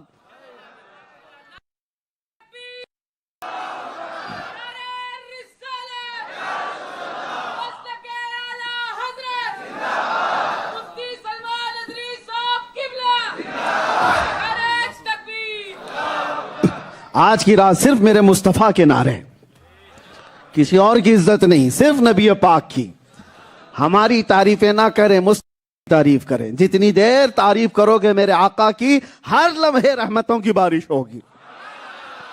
اعلیٰ حضرت اسی لیے تو کہتے تھے کروں مدح اہل دول رضا، پڑے اس بلا میں میری بلا، میں گدا ہوں اپنے کریم کا، میرا دین پارے نہ نہیں، بس یہ مسلک ہم سب کو مل جائے۔ نور آیا ہے جبرائیل امین علیہ السلام، اور لے جانے کے لیے جو سواری براق آئی وہ بھی نور، جس کو لے جانا ہے محمد عربی صلی اللہ علیہ وسلم وہ بھی نور، اور جس کے پاس لے جانا ہے اللہ وہ بھی نور۔ یہ نور کا پورا سفر دیکھیں، نور اللہ ہے، جس کو بھیجا جبرائیل وہ بھی نور، جو دے کر کے بھیجا براق وہ بھی نور، جس کو بلانے کے لیے بھیجا وہ بھی نور۔ ارے جہاں سارا سفر شروع سے لے کر آخر تک نور نور نور نور ہی ہو تو تمہاری یہ خرافاتی عقل میں کہاں سے آئے جو سوالات کرتے ہو؟ ارے مٹی کے ذہن کا آدمی نور کی باتیں کہاں سمجھ سکے گا؟ اور رفتار تم ناپ رہے ہو، تمہاری رفتار پر قیاس مت کرو، تم اپنے کاموں پر نبی پاک کے کاموں کو قیاس نہ کرو۔ ارے میں نہیں اتنا جا سکتا، وہ کیسے جا سکتے ہیں؟ تیری حیثیت اور ہے، میرے آقا کا مقام اور ہے۔ ہاں، لوگ پہلے کے زمانے میں نوح علیہ السلام کے جو امتی تھے وہ یہی تو کہتے تھے کیسے نبی ہیں، یا بازاروں میں چلتے پھرتے ہیں، کھاتے پیتے ہماری طرح تو ہیں، لیکن یہ نبی کیسے ہیں؟ وہ بولی کفار و مشرکین کی ہے، ایمان والوں کی بولی نہیں ہے۔ لوگ جو برابری کی بات کرتے ہیں معراج کا واقعہ سن کر کے، یہ اس لیے بھی سنی ہو آپ کو عقیدہ بتانا ضروری ہے۔ کچھ ایسے فرقے بھی ہیں جو یہ کہتے ہیں امتی عمل کرتے کرتے کبھی نبی کے برابر بھی ہو جاتا ہے، ہو سکتا ہے کوئی؟ اور کوئی بدبخت یہ بھی لکھ کر کے چلا گیا کہ نبی ہماری ہی طرح بشر ہیں، بڑے بھائی کے برابر ہیں، معاذ اللہ۔ ان سے میں کہتا ہوں کہاں کا کمپیریزن لائے ہو، کہاں کا مقابلہ؟ ذرا اپنا پسینہ سونگ کر کے دیکھ لے۔ ارے کوئی دوسرے اچھے بھلے آدمی کو سونگا تو ویسی بے ہوش ہو جائے، اور میرے نبی کے پسینے کی بات یہ ہے، ام سلیم کہتی ہیں حضور کے پسینے کے قطرے ہم شیشیوں میں جمع کرتے تھے اور جب کسی کی شادی ہوتی دلہنوں کو لگایا کرتے تھے، اور ایسی خوشبو مدینے میں ہی نہیں تھی. سنو توجہ، یہ صرف دلہنیں نہیں لگاتی تھی، حدیثوں میں ملتا ہے جن دلہنوں نے میرے مصطفیٰ کے پسینے کی خوشبو لگائی ان کی 7 نسلوں تک بھی وہ خوشبو آیا کرتی تھی.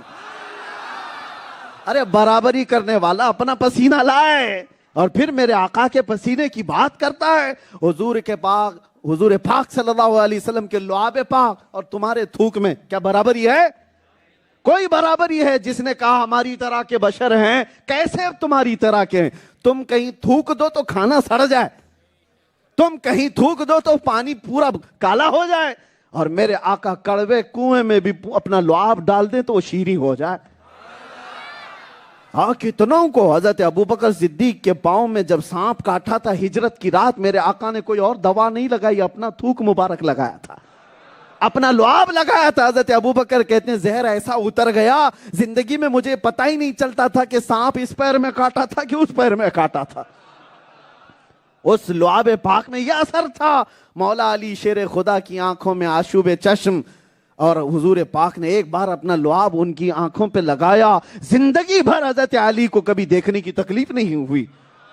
برابری کرنے والے کسی آنکھ پہ تھوک لگا کے دکھاؤ، ہاں اچھی بھلی آنکھیں اندھی ہو جائیں. ہاں اور میرے آقا کے جسم پر کبھی مکھی اور مچھر نہیں بیٹھے، اور تمہاری مچھردانیاں توڑ کر کے اندر آئے، آل آؤٹ کو بھی آؤٹ کر کے آئے ہیں. سارا فیل ہو جاتا ہے نظام مچھروں سے. اور نبی پاک صلی اللہ علیہ وسلم کی پوری زندگی بھر کبھی آپ کے جسم پر مچھر نہیں بیٹھا، مکھی نہیں بیٹھی. برابری کرنے والے بات کرتے ہیں. عزیزان گرامی، یہ معراج کا سفر سن کر کے ان کی عقلوں پر دے مارو. تم اپنا سفر بھی بتاؤ، اپنا سفر بھی. ایک اور بات، جاہلوں کو بہکایا جا سکتا ہے، اسی لیے علم حاصل کرو، علم حاصل کرو. لکھا گیا ہے کہ شیطان آیا اور سارے اپنے چیلوں کو بلایا اور کہا کیا کیا کیا ہے تم نے آج؟ سارے چیلوں نے بتایا ہم نے شوہر بیوی میں جھگڑا کرایا، فلاں کو وہ کرایا، یہ کرایا. صاحب ایک شیطان نے کہا ایک بچے کو میں نے مدرسہ جانے سے روک دیا، علم حاصل کرنے سے میں نے بچے کو روک دیا. شیطان نے اٹھا کر اس کو گود میں بٹھا لیا، آجا تو بہت بڑا کام کیا ہے. توجہ، شیطان اس پر بہت خوش ہوا. ارے شوہر بیوی کو لڑا کے آئے ہوئے چیلے بھی تھے، اور گھروں میں فساد مچا کر کے آئے، کسی کو زنا کروا کے آئے، کسی سے ڈاکہ زنی کروا کے آئے. شیطانوں نے بہت سارے کام کرائے. ایک شیطان، ایک چیلا بچے کو علم حاصل کرنے سے روک دیا تو بڑے گرو گھنٹال نے اس کو گود میں بٹھا لیا، تو سب سے بڑا کام کر کے آئے. سارے شیطان پریشان ہوئے، کہا اس نے اتنا بڑا کام کر دیا. کہا چلو میں تمہیں بتاتا ہوں. اس نے ایک بزرگ کا لباس پہن کر چیلوں کو پیچھے کیا اور کہا چلو میں تمہیں بتاتا ہوں. علم حاصل کرنے کے بعد ہمیں دوسرے کو بہکانا کتنا مشکل ہو جاتا ہے. پہلے اس نے ایک جاہل عبادت گزار کے پاس اپنے چیلوں کو لے کر، وہ سب مخفی تھے اور یہ بزرگ کی شکل میں گیا. ایک جاہل عبادت گزار، یاد رکھو عبادت تو کر رہا ہے لیکن علم نہیں ہے. جو آج کل کے بہت سارے جاہل پیر بنے ہوئے ہیں، تصور کی نماز پڑھنے والے نابالغ پیر ہیں، ان پر نماز فرض ہی نہیں ہے، بالغ ہی نہیں ہوئے اس کے لیے پیر. وہ ایسا کوئی پیر ہے تو وہ پیر ہے، وہ شریعت مصطفیٰ کو چھوڑنے والا کوئی پیر ہو ہی نہیں سکتا، چاہے کوئی بھی ہو. ایسا جاہل پیر بیٹھا ہوا تھا. شیطان گیا وہاں پر، جا کر کے کہا حضور آپ کی عبادتیں اتنی، آپ کی ریاضتیں اتنی اللہ نے بہت پسند کیا ہے، اور اللہ تعالیٰ اتنا پسند کیا آپ کی عبادتوں کو کہ آج معراج میں بلا لیا آپ کو. ہاں پیر صاحب خوش ہو گئے، کہا اللہ نے مجھے معراج میں بلایا، جلدی جلدی اٹھا اور جبہ پہنے اور تیار ہو گئے. ہاں سفر معراج پر جانے کے لیے. اور یہ ابلیس بزرگ بن کر کے آیا ہے. اور پیر صاحب اٹھ گئے، جاہل کی بات کر رہا ہوں، جاہل لیکن عبادت تو بہت کرتا تھا، اسے اپنی عبادتوں پہ فخر تھا. اور اٹھ گیا، کہا کہ مجھے اللہ نے پسند کیا، بلایا چلو ساتھ میں.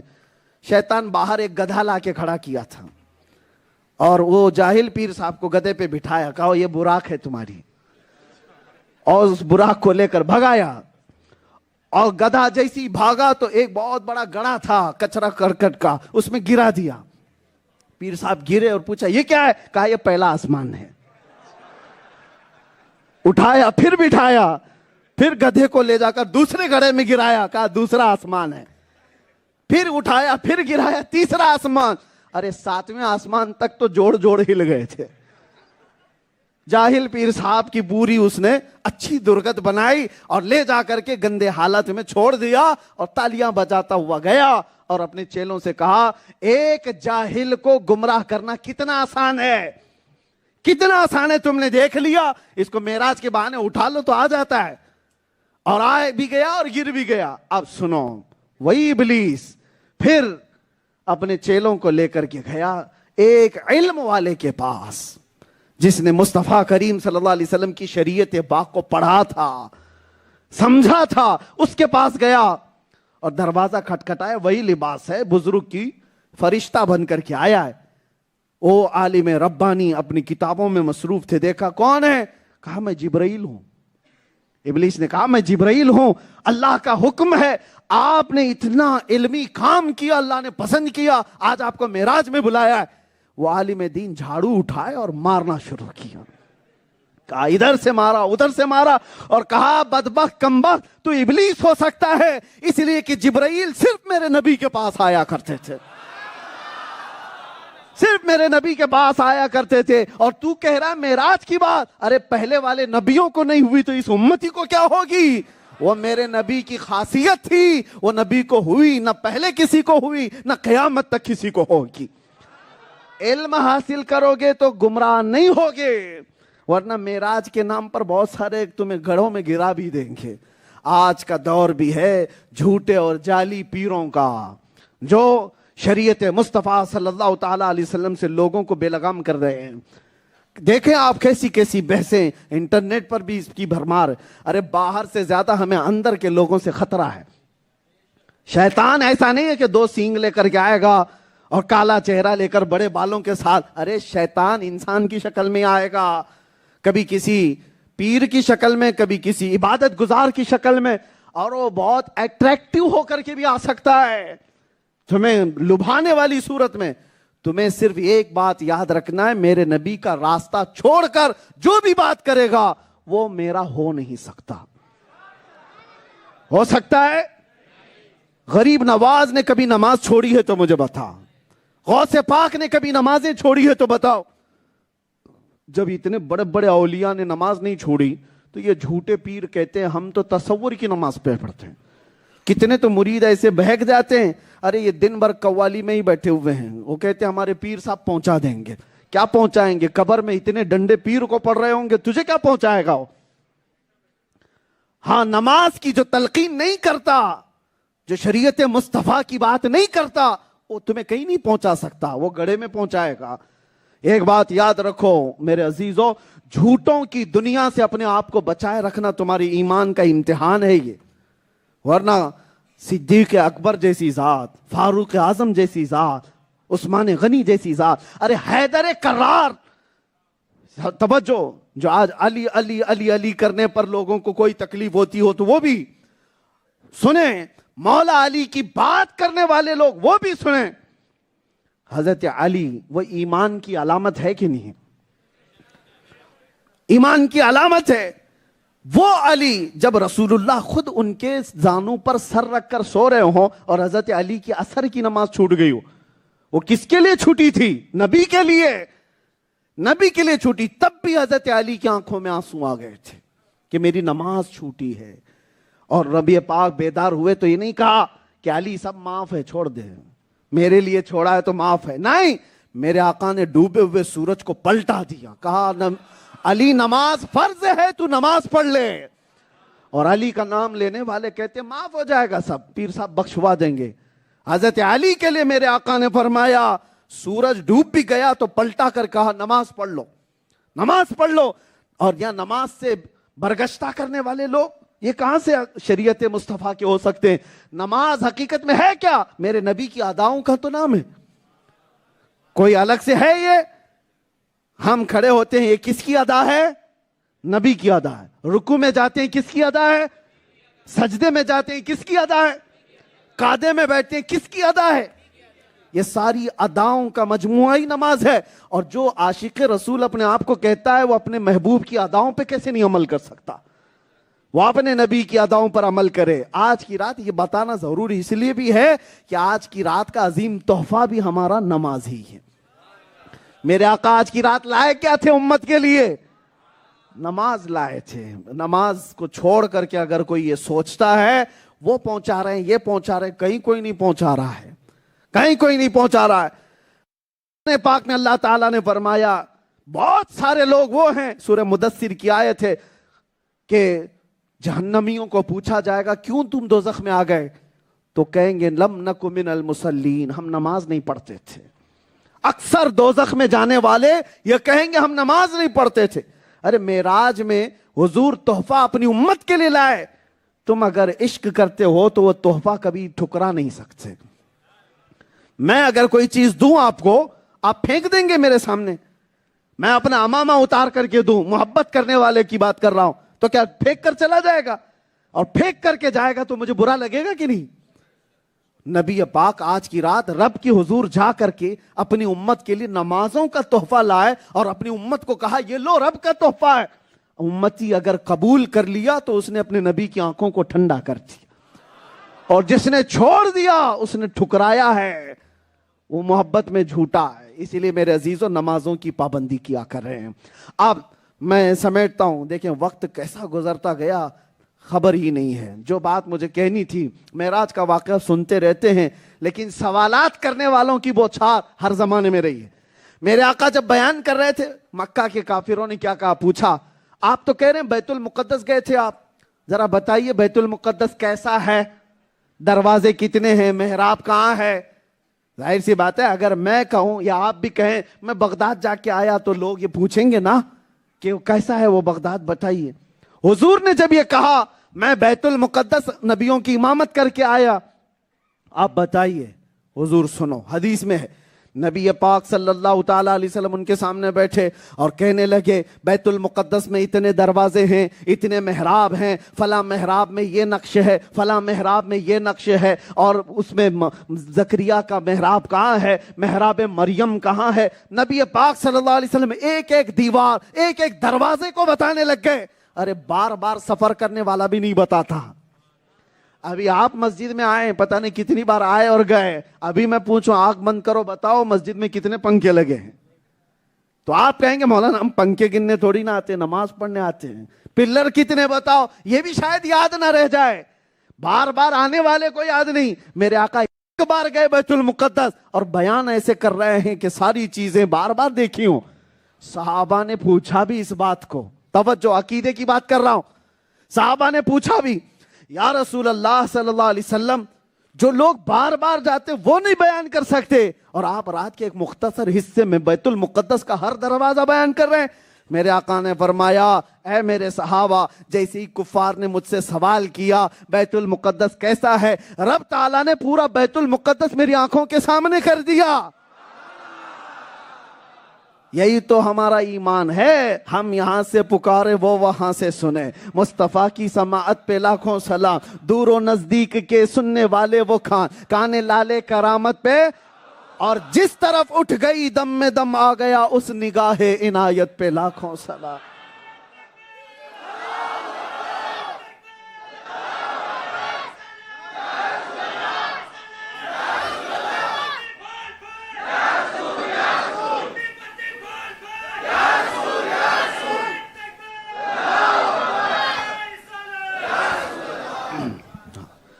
نبی پاک صلی اللہ تعالیٰ علیہ وسلم ایسے بیان کر رہے ہیں.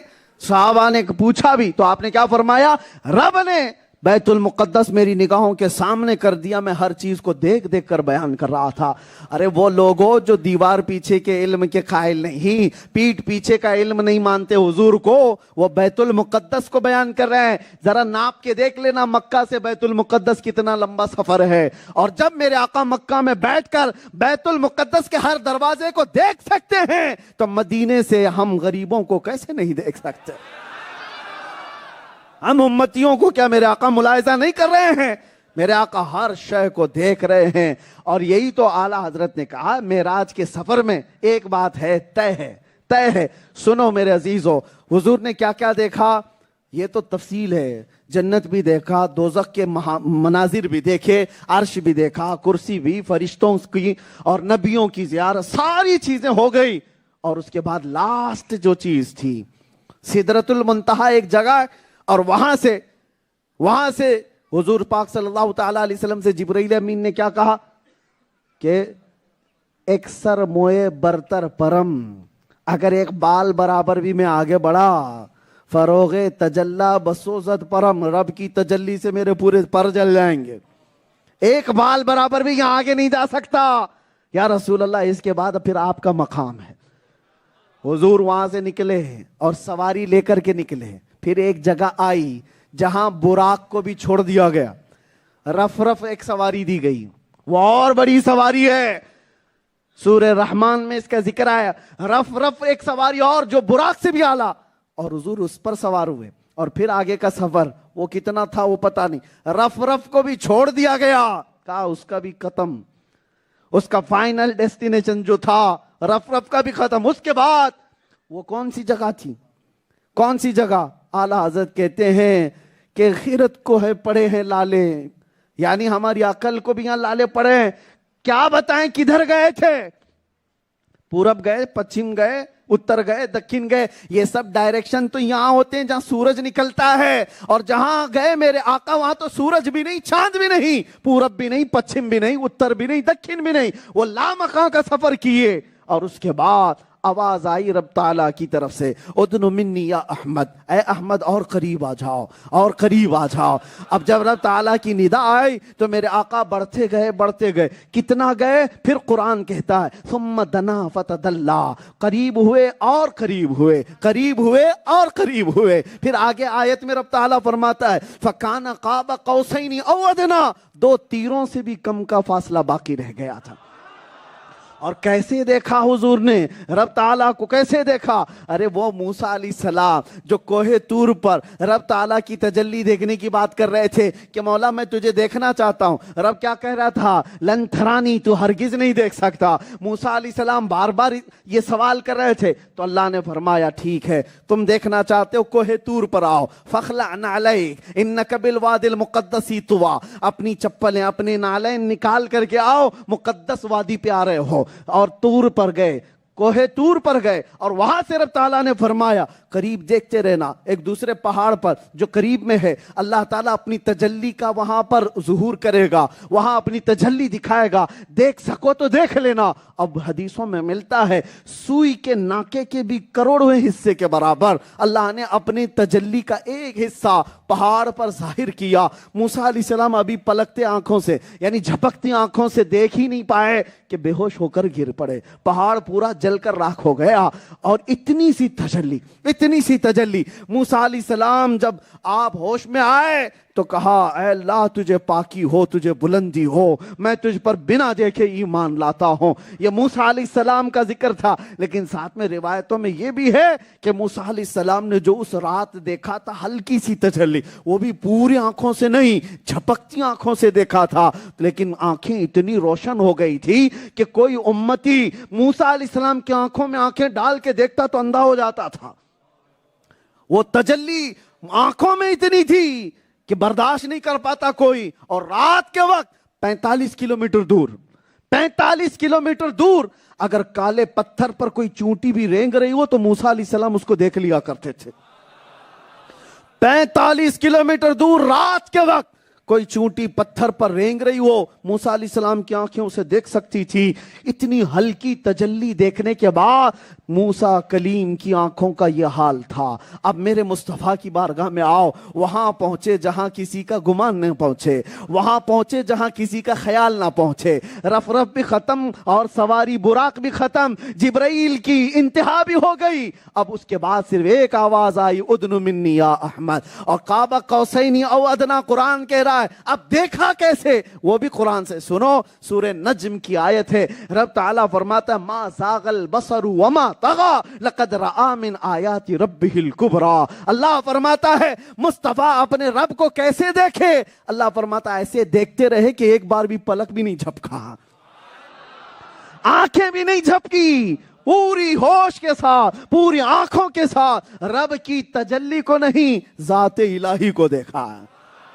रब की हल्की तजल्ली को नहीं, पूरी ज़ाते इलाही को देखा। और वो सिर्फ मेरे मुस्तफा की आंखों का नूर है जिसने रब्बे जुल जलाल की जात की जियारत की। और उसके बाद कितनी देर जियारत की ये भी नहीं पता, न बेहोश हुए ना गिरे, बल्कि होश के साथ रब ताला ने कलाम भी किया, मुस्तफ़ा ने जवाब भी दिया। और उसके बाद मेरे आका सल्लल्लाहु अलैहि वसल्लम आए। अब मुझे बताओ ए सुन्नियों, हुजूर पाक सल्लल्लाहु ताला अलैहि वसल्लम की आंखों से अब छुपा क्या रह गया? छुपा क्या रह गया? दुनिया का जो सबसे बड़ा गैब है वो खुदा की जात है। सबसे बड़ी छुपी हुई चीज क्या है? वो खुदा की जात है। अंबिया को जन्नत दिखाई गई है, कुछ नबी हैं जन्नत देखा है, कुछ नबियों ने आसमानें भी देखी, जमीनों को भी देखा और अर्श और कुर्सी भी देखा है, लेकिन मेरे मुस्तफा ने वो गैब देखा जो किसी नबी ने भी नहीं देखा। बात ये थी कि दुनिया का सबसे बड़ा गैब क्या है? वो खुदा की जात है, अल्लाह की जात है। और इस मेराज की रात रब ताला ने वो गैब भी बाकी नहीं रखा। दुनिया में अब कोई चीज छुपी रही ही नहीं। जो सबसे बड़ा गैब था अल्लाह ने हिजाबात हटा दिए और मुस्तफा को अपनी जात का भी मुशाहिदा कराया, अपनी जात की भी जियारत कराई। अब सबसे बड़ा गैब जिस रसूल ने देख लिया, उसके बाद अब छुपा क्या रह गया? अब कौन सी चीज बाकी रह गई? इसी को आला हज़रत इमाम अहले सुन्नत कहते हैं, और कोई गैब क्या तुमसे निहा हो भला। निहा कहते छुपी हुई चीज को। और कोई गैब क्या तुमसे निहा हो भला। अरे जब ना खुदा ही छुपा तुम पे करोड़ों दुरूद, जब ना खुदा ही छुपा तुम पे करोड़ों दुरूद। ये अकीदे की बात है मेरे अजीजों, अकीदे की बात है। तवज्जो, नबी आखिरुज़्ज़मान सरवरे ला मकान मुस्तफ़ा करीम सल्लल्लाहु ताला अलैहि वसल्लम की जात हुई इंतखाब, वस्फ हुए लाजवाब, नाम हुआ मुस्तफ़ा तुम पे करोड़ों दुरूद। या रसूल अल्लाह, अब हमारी तमन्ना क्या है? आला हजरत इसी को कहते हैं, ये वो कदम है जो अर्श और कुर्सी सब देख कर क्या है। ये वो कदम है आसमानों को भी रौन दिया। बैतुल मुकद्दस क्या है? आसमानों का भी सफर कर लिया। अरे हम मक्का जाकर के आए तो लोग हमारा माथा चूमते हैं। सफर अगर मुकद्दस है तो लोग हमें हमारे माथे की बौसे लेते हैं। ये है इसलिए कि ये जबी वहां पर झुक कर आई है। अरे खाने काबा के करीब सजदे करके आई है, चूमने के काबिल है। और मेरे आका के कदम कहां कहां जाकर के आए, कहां कहां जाकर के आए। अगर खत्म करना है तो मैं खत्म कर दो। तो किस चीज की हलचल है? जहां है हमें ये चीज पसंद नहीं है। जिक्र मुस्तफा हो रहा है, लोग अपने हमा हमी में ना रहे, जो जहां है वहीं रह जाए। तवज्जो, सबसे बड़ा अदब यह है मेरे मुस्तफा के जिक्र में अदब बाकी रहे। ये सहाबा की सुन्नत है। आपको एक बात मैं बता दूं, हजरत अब्दुल्ला बिन रवाहा, ये बीच में बात आई है अदब के लिए मैं बता रहा हूं। हुजूर पाक सल्लल्लाहु ताला अलैहि वसल्लम मस्जिद नबवी में खुतबा दे रहे हैं और सहाबा जो अंदर बैठे थे अंदर बैठे, और जुमा में जो लोग बाहर से आ रहे थे अभी, उसमें एक सहाबी अब्दुल्ला बिन रवाहा, मेरे आका ने यहां मिंबर से खुतबा देते हुए कहा बैठ जाओ बैठ जाओ। हुजूर ने फरमाया, हुजूर ने जैसे ही ये फरमाया, अंदर जो बैठे थे या जो खड़े थे उनके लिए हो सकता है, अब्दुल्ला बिन रवाहा बाहर आ रहे थे, वो गली में बाहर रोड पे ही बैठ गए। उनके कानों में नबी पाक की आवाज आई, वहीं बैठ गए। और उसके बाद इस तरह से घिसते घिसते अपने पैरों को मस्जिद नबवी की तरफ आने लगे। लोगों ने कहा अब्दुल्ला बिन रवाहा तुम यहां क्यों बैठ गए? वो तो रसूलुल्लाह मस्जिद में कह रहे हैं। अब्दुल्ला बिन रवाहा ने कहा मेरे नबी की आवाज मेरे कानों में पड़ गई, फिर उसके बाद मुझे अमल करना वाजिब हो गया। अगर मैं खड़ा रह जाता तो कहीं गद्दारों में मेरा शुमार ना हो जाए। یہ ہے فرمان نبوی پر عمل کرنے والے لوگ تھے. بہرحال سنیے, میں بات یہ عرض کر رہا تھا, رب تعالیٰ کے حضور میرے آقا نے جو ذات الہی کا مشاہدہ کیا اور اس کے بعد آئے, وہ قدم کہاں کہاں کا سفر کر کے آئے. ہم مکہ جا کر کے آئے, مدینے جا کر کے آئے, لوگ ہمارے ہاتھ چومے, ماتھا چومے, اور پھر لوگ قدم بھی چوم لیں کہ یہ وہاں جا کے آئے, میرے نبی کے شہر جا کر آئے, مکہ مکرمہ خانہ کعبہ کے پاس جا کر کے آئے, اور پھر اللہ کے نبی کہاں جا کے آئے, جنت بھی اور عرش بھی, کرسی بھی, لوح و قلم بھی, اور سدرۃ المنتہا, ملائے اعلیٰ کے اوپر رف رف پہ سواری, براق پہ سواری, لامکاں کی سیر, اور میرے رب کے قریب جا کر آئے. یہ قدم وہاں جا کر کے آئے, ان قدموں کی برکت کا کیا کہنا, یہ تلووں کی بات کیا ہو سکتی ہے. اسی لیے اعلیٰ حضرت نے اپنے سلام میں یہ تمنا کی ہے. کیا تمنا کی ہے؟ دل کرو ٹھنڈا میرا, وہ کفے پا چاند سا. کفے پا کس کو کہتے ہیں پتہ ہے؟ پیر کے تلوے کو کفے پا کہتے ہیں. یہ فارسی لفظ ہے. کفے پا نیچے کا جو تلوا ہے اس کو کیا کہتے ہیں؟ کفے پا. اور میرے آقا کا تلوا جو ہے چاند جیسا تھا, چاند جیسی چمک تھی. اور اعلیٰ حضرت کہتے ہیں یا رسول اللہ دل کرو ٹھنڈا میرا, وہ کفے پا چاند سا. ارے سینے پہ رکھ دو ذرا, سینے پہ رکھ دو ذرا. تمنا یہی ہے سنی کی کہ یہ وہ قدم ہے جو رب تعالیٰ کے حضور جا کر کے آئے. اگر وہ تلوا سینے پر پڑ جائے تو پھر کیا کہنا, عشق کا امام بن جاتا ہے. سنیے, جو بات میں کہہ رہا تھا وہ یہ ہے کہ لوگ سوالات کی بوچھار کر رہے تھے, بیت المقدس کیسا تھا بتائیے. میرے آقا نے بتا دیا. پھر مکہ والے چالاکیاں ایسی کرتے تھے, انہوں نے یہ پوچھا اچھا کچھ قافلے بیت المقدس کی طرف گئے ہوئے تھے مکہ کے, کیا آپ نے صحیح میں بیت المقدس کا سفر کیا ہے؟ تو بتائیے کوئی قافلے آپ کو دکھے بھی, کوئی قافلے آپ کو دکھے بھی؟ حضور نے فوراً کہا ہاں 3 قافلے میں نے دیکھے ہیں. 3 قافلے ہی گئے تھے. حضور فرماتے ہیں تو ان مکہ والوں نے کہا اچھا بتائیے کون سا قافلہ تھا؟ حضور فرماتے ہیں پہلا قافلہ مقام روحہ پر مجھے نظر آیا, اور ان کا ایک اونٹ گم ہو گیا تھا. وہ لوگ اپنا اونٹ ڈھونڈنے کے لیے وہاں پر رکے ہوئے تھے. مجھے پیاس لگی تھی اور ان کے کوہان میں پانی تھا, میں نے پانی بھی پیا, اور اس کے بعد میں نے ایک شخص کو سلام بھی کیا. تو قافلے والوں نے بڑھ کر کے کہا کہ یہ تو محمد کی آواز ہے. مکہ کا قافلہ تھا. حضور نے کہا, قافلے والوں میں سے ایک نے کہا یہ تو محمد کی آواز ہے, آنے کے بعد ہو سکے تو پوچھ لینا. دوسرا قافلہ مقام ذی فجا میں دیکھا, 2 بھائی 2 قریبی دوست ایک ہی اونٹ پر سوار ہیں, اور جب میری سواری ان کے قریب سے گزری تو ان کا اونٹ بدک گیا نوری مخلوق کو دیکھ کر, تو وہ دونوں نیچے گر گئے. اس میں سے ایک کا ہاتھ بھی ٹوٹا, اور واپس آنے کے بعد ہو سکے تو یہ بھی نشانی پوچھ لینا. تیسرے قافلے کو بھی میرے آقا نے فرمایا میں نے اس کو مقام فلاں پر دیکھا ہے, اور ان کے سب سے آگے 2 اونٹ ہیں, اور وہ دھاری دار یعنی آدھا سفید آدھا اجلا نشان ان کے اوپر ہے, اور وہی دونوں اونٹ ان کی رہبری کرتے ہوئے آگے چل رہے ہیں. 3 نشانیاں میرے آقا نے بیان کی.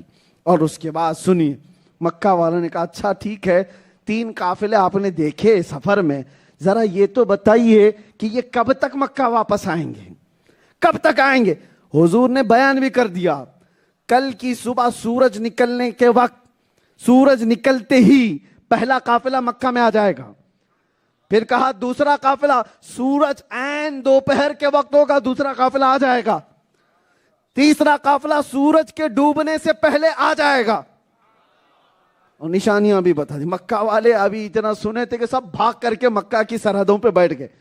آج تو دیکھتے ہیں پول کھل جائے یہ مسلمانوں کی, انہوں نے اتنی بڑی بڑی باتیں کی ہیں, انہیں کیا پتا ہے وہ رسول ہیں اللہ کے, وہ جو کہتے ہیں وہ وہی خدا سے کہتے ہیں. دوسرے دن رات بھر جاگتے رہے وہ پاگل دیکھنے کے لیے. اللہ جسے ہدایت دے دے وہ منٹوں میں ہی قبول کر لیتا, اور تلاش کرنے والا کرتا ہی رہ جاتا ہے. صبح ہوئی تو وہ لوگ کہہ رہے تھے آپس میں ارے سورج نکل آیا, محمد نے کہا تھا قافلہ کدھر ہے. صحابہ بھی ساتھ میں بیٹھے ہوئے تھے کہ وہ اگر انکار کریں تو ہم بھی تو ہیں. हुजूर के दिफा करने वाले सहाबा हर जमाने में रहे, आशिकों की जमात भी थी। ये दुश्मन जैसे ही कह रहे सूरज की पौ फूट रही है, सूरज की रोशनी आ रही है, कहां है काफिला, इधर से सहाबा ने पुकार कर कहा वो देखो मक्का की सरहद में पहला काफिला आ रहा है। काफिरों का जुमला कंप्लीट भी नहीं था कि पहला काफिला मक्का में दाखिल हो गया, और उन्होंने देखा ये क्या बात है, बड़े ताज्जुब की बात है। जैसे ही वो काफिला करीब आया तो काफिरों ने कहा, उनसे पूछते हैं मोहम्मद ने जो कुछ बयान किया, तो एक काफिर ने कहा रे क्या पागल है, जब उनके बताए हुए वक्त पे काफिला आया है तो बाकी की बातें भी सच्ची हो सकती। आप क्या पूछें? फिर भी पूछने वालों ने पूछा, क्या तुम मकामे रोहा में रुके थे? क्या तुमने वहां पर पानी खत्म होने के बाद इंतजार किया था? क्या तुम्हारा ऊंट गुम हो गया था? इतना कहते ही वो काफिले वालों ने कहा, तुम्हें कैसे पता ये सब? तुम्हें कैसे पता ये सब हमारे सफर में हुआ है? तुम्हें किसी ने बताया? तो इन कुफ्फारों मक्का ने कहा, मोहम्मद ने हमें ये बताया। वो काफिले वालों ने कहा, पहले हम मोहम्मद पर ईमान लाते हैं। अरे ये तो निशानियां देखने के लिए गए थे, उधर लोग ईमान ले आ रहे हैं। उन्होंने कहा, हाँ यकीनन उनकी आवाज भी हमने उस रात सुनी थी, उन्होंने सलाम भी किया था। वो अगर कह रहे हैं तो बिल्कुल सच कह रहे हैं। दूसरा काफिला हुजूर के बताए हुए तरीके पर ऐन दोपहर के वक्त दाखिल हुआ, वो भी मक्का में आ गया। जो निशानियां मेरे आका ने बताई थी, मक्का वाले देख ही रहे थे कि दो भाई आ रहे हैं, एक का हाथ टूटा हुआ है, और उन लोगों ने कहा ये तो जादू है, जादू। इतना सब देखने के बाद भी कहते जादू है। उसके बाद तीसरे काफिले के आने की बात थी। इत्तेफाक ऐसा हुआ कि तीसरा काफिला मक्का में आने से पहले सूरज डूबने के करीब आ गया, और वो काफिला बीच रास्ते में रास्ता उसका गुम, रास्ता भटक गया। तीसरा काफिला आ नहीं पा रहा है, रास्ता भटक गया है, और काफी दूर है मक्का से। अभी सहाबा भी परेशान थे। रसूल पाक सल्लल्लाहु अलैहि वसल्लम की बताई हुई बात है, और मक्का वालों को एक चीज चाहिए थी, बस एक चीज। मोहम्मद ने कहा सूरज डूबने से पहले आएगा, और सूरज डूबने के करीब आ गया, काफिले का दूर दूर तक निशान नहीं। सहाबा परेशान होकर हुजूर के पास आए, कहा या रसूल अल्लाह, आप देख करके बताएं कि काफिला कहां है। हुजूर ने फरमाया घबराओ मत, काफिला दूर है, काफिला दूर है। तो फिर आपकी फरमाई हुई बात कैसे कंप्लीट होगी?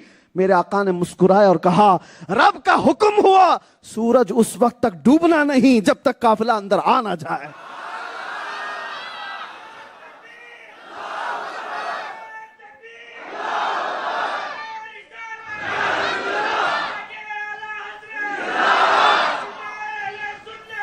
तवज्जो, सूरज को अल्लाह ताला का हुक्म है। मेरे आका ने फरमाया सूरज को अल्लाह का हुक्म है, ऐ सूरज जहां है वहीं ठहर जा, उस वक्त तक डूबना नहीं जब तक ये तीसरा काफिला मक्का में आ ना जाए। मेरे आका ने फरमाया घबराने की जरूरत नहीं, सूरज जहां वहीं खड़ा रहेगा, नहीं डूबेगा। और पता नहीं कितना वक्त गुजर गया, सूरज डूबा ही नहीं। काफी वक्त के बाद भटका हुआ काफिला जैसी ही मक्का में दाखिल हुआ, सूरज डूब गया। आला हजरत फिर कहते हैं, इशारे से चांद चीर दिया, छुपे हुए खूर को फेर दिया, अरे गए हुए दिन को असर किया, ये ताबो तमा तुम्हारे लिए या रसूल अल्लाह, जमीनो जमा तुम्हारे लिए, मकीनो मकां तुम्हारे लिए, चुनीनो चुना तुम्हारे लिए, और बने दो जहां। अरे या रसूल अल्लाह, दहन में जुबान बदन में है, हम आए यहां और उठे भी वहां, उठे भी वहां। लब्बैक या रसूल अल्लाह। जिंदगी ये नहीं किसी की किसी के लिए, जिंदगी है नबी की नबी के लिए। ना समझ मरते हैं जिंदगी के लिए, जीना मरना है सब कुछ नबी के लिए। ये है मेरे अजीजों फलसफा मेरा। झूठों ने हर चीज गढ़ने की कोशिश की मेरे आका की जात पर, उनके फरमान को झूठा साबित करने के लिए। ना उस जमाने में कर सके थे, ना आज तक कर सकेंगे। मिट गए मिटते हैं, मिट जाएंगे आदा तेरे या रसूल अल्लाह। न मिटा है न मिटेगा कभी, न मिटा है न मिटेगा कभी। और याद रखो, भौंकने वाले भौंकते रह जाएं। हाँ, ये ہمارے ہندوستان میں بھی فلسفہ معراج پر ایک بڑا واقعہ پیش آیا تھا. ایک گستاخ رسول عورت بیٹھ کر کے حضور پاک کے سواری پر براق پر سوالات اٹھا رہی. بہت بڑا مسئلہ ہو گیا تھا انٹرنیشنل طریقے سے. وہ کیا سمجھ سکیں میرے مصطفیٰ کی ذات کو اور معراج کو. لوگ اپنی عقلوں سے پرکھنے کی کوشش کرتے ہیں. تمہاری عقل جتنی ہے اتنا ہی سمجھ آ سکتا ہے. جہاں تک تمہاری رسائی وہاں تک. ابھی اگر میں آپ سے پوچھوں آسمان کے اوپر کیا ہے, آپ کہیں گے اس کے اوپر کا تو پتہ نہیں. تو تمہاری عقل وہیں تک ہے جتنا دکھ رہا ہے. اور نبی پاک کی ذات وہ ہے جس کو رب نے پورے کائنات کا مالک و مختار بنایا. تم کمپیر اپنی ذات سے نہیں کر سکتے, اپنی ذات سے کمپیریزن نہ کرو. اس لیے میرے مصطفیٰ کو سمجھنے کے لیے سب سے پہلے میں نے جملہ کیا کہا, ابو جہل کا چشمہ نہیں ابو بکر کا چشمہ چاہیے. میرے آقا کے معجزے سمجھنے کے لیے ابو لہب کا چشمہ نہیں حیدر کرار کا چشمہ چاہیے. ہاں, دنیا کفار و مشرکین کے نظروں سے دیکھے گی تو نقص ڈھونڈے گی, عیب ڈھونڈے گی, اور عشق کی نگاہوں سے دیکھے تو ہر جلوہ کمال کا ہے. ہر جلوہ کمال کا ہے. میں صرف اور صرف سنیوں کو یہ بتانا چاہتا ہوں, میرے آقا کی محبت میں اتنے گم ہو جاؤ, ایسا گما دے ان کی ولا میں خدا ہمیں, ڈھونڈا کریں پر اپنی خبر کو خبر نہ ہو. اتنی بات آ جائے. حضرت ابو بکر شبلی سے کسی نے پوچھا سچی محبت کیا ہوتی ہے؟ آپ نے کہا دنیا تجھے پاگل کہنے لگ جائے, دنیا تجھے دیوانہ کہنے لگ جائے. آج ہم میں بھی وہی کہتے ہیں لوگ, اور ہمارا مجمع بھی پاگل ہوتا ہے, ہم بھی پاگل ہوتے ہیں, ہوتا ہے بہت ساری جگہوں پر.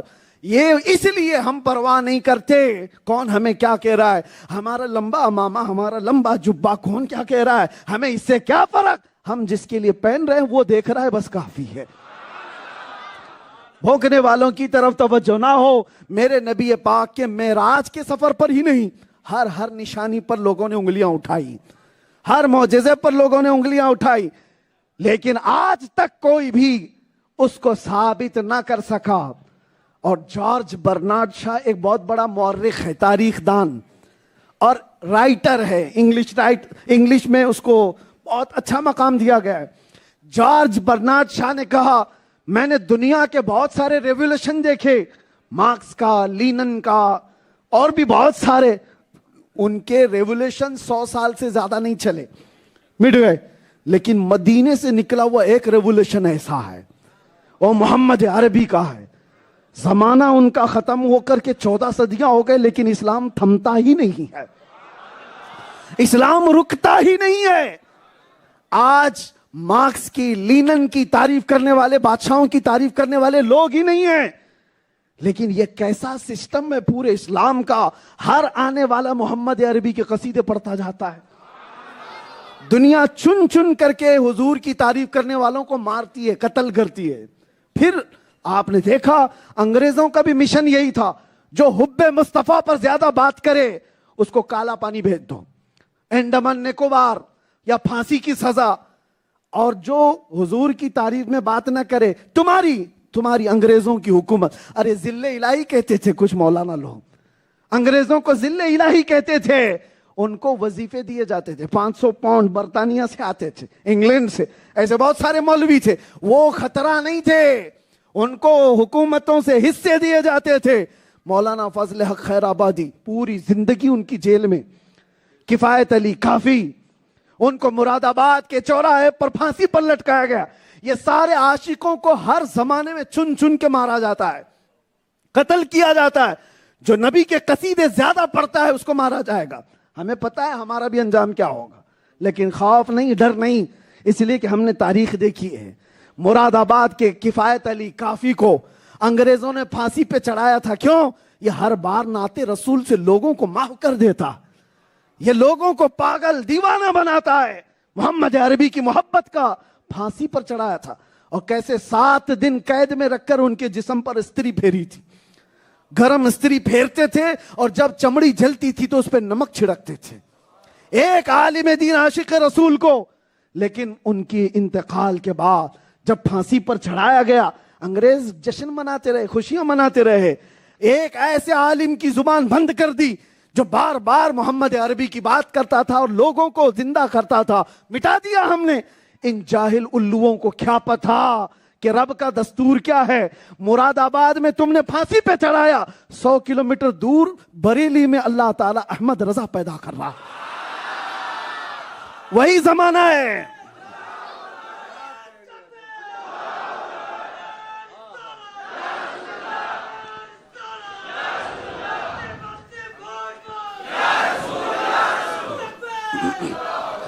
توجہ, تم مٹانے پر آؤ, ایک چراغ گل کرو گے, میرا رب 100 چراغ روشن کرتا. یہ اسلام کا سسٹم ہی یہ ہے. آپ بھی نہ گھبراؤ اور نہ ڈرو. ہم نے تاریخ دیکھی ہے. اور آخری جملہ میں یہ کہہ کر کے جاتا ہوں, یہ ایک سلمان تمہارے سامنے کھڑا ہے, لوگ اس کی فکر نہ کریں. یہ آواز کسی دن بند ہوئی تو ایسا نہیں کہ نظام رکنے والا ہے. یہ نظام کبھی نہیں رکا, اس کو قیامت تک روشن رہنا ہے. ایک مرے گا, رب تبارک و تعالی ہر گھر میں سلمان پیدا کرے گا, مجھ سے بہتر پیدا کرے گا, مجھ سے بڑے پیدا کرے گا. اور وہ پورے دین اسلام کو اسی طرح بیان کرتے رہیں گے قیامت تک, اور ہر بچے کے اندر عشق رسول جگاتے رہیں گے. اسی لیے اعلیٰ حضرت کہتے رہے گا یوں ہی ان کا, رہے گا یوں ہی ان کا چرچا رہے گا. پڑے خاک ہو جائیں جل جانے والے, دم میں جب تک دم ہے ذکر ان کا. خاک ہو جائیں عدو جل کر مگر ہم تو رضا, دم میں جب تک دم ہے ذکر ان کا. زور سے بولو, دم میں جب تک دم ہے ذکر ان کا.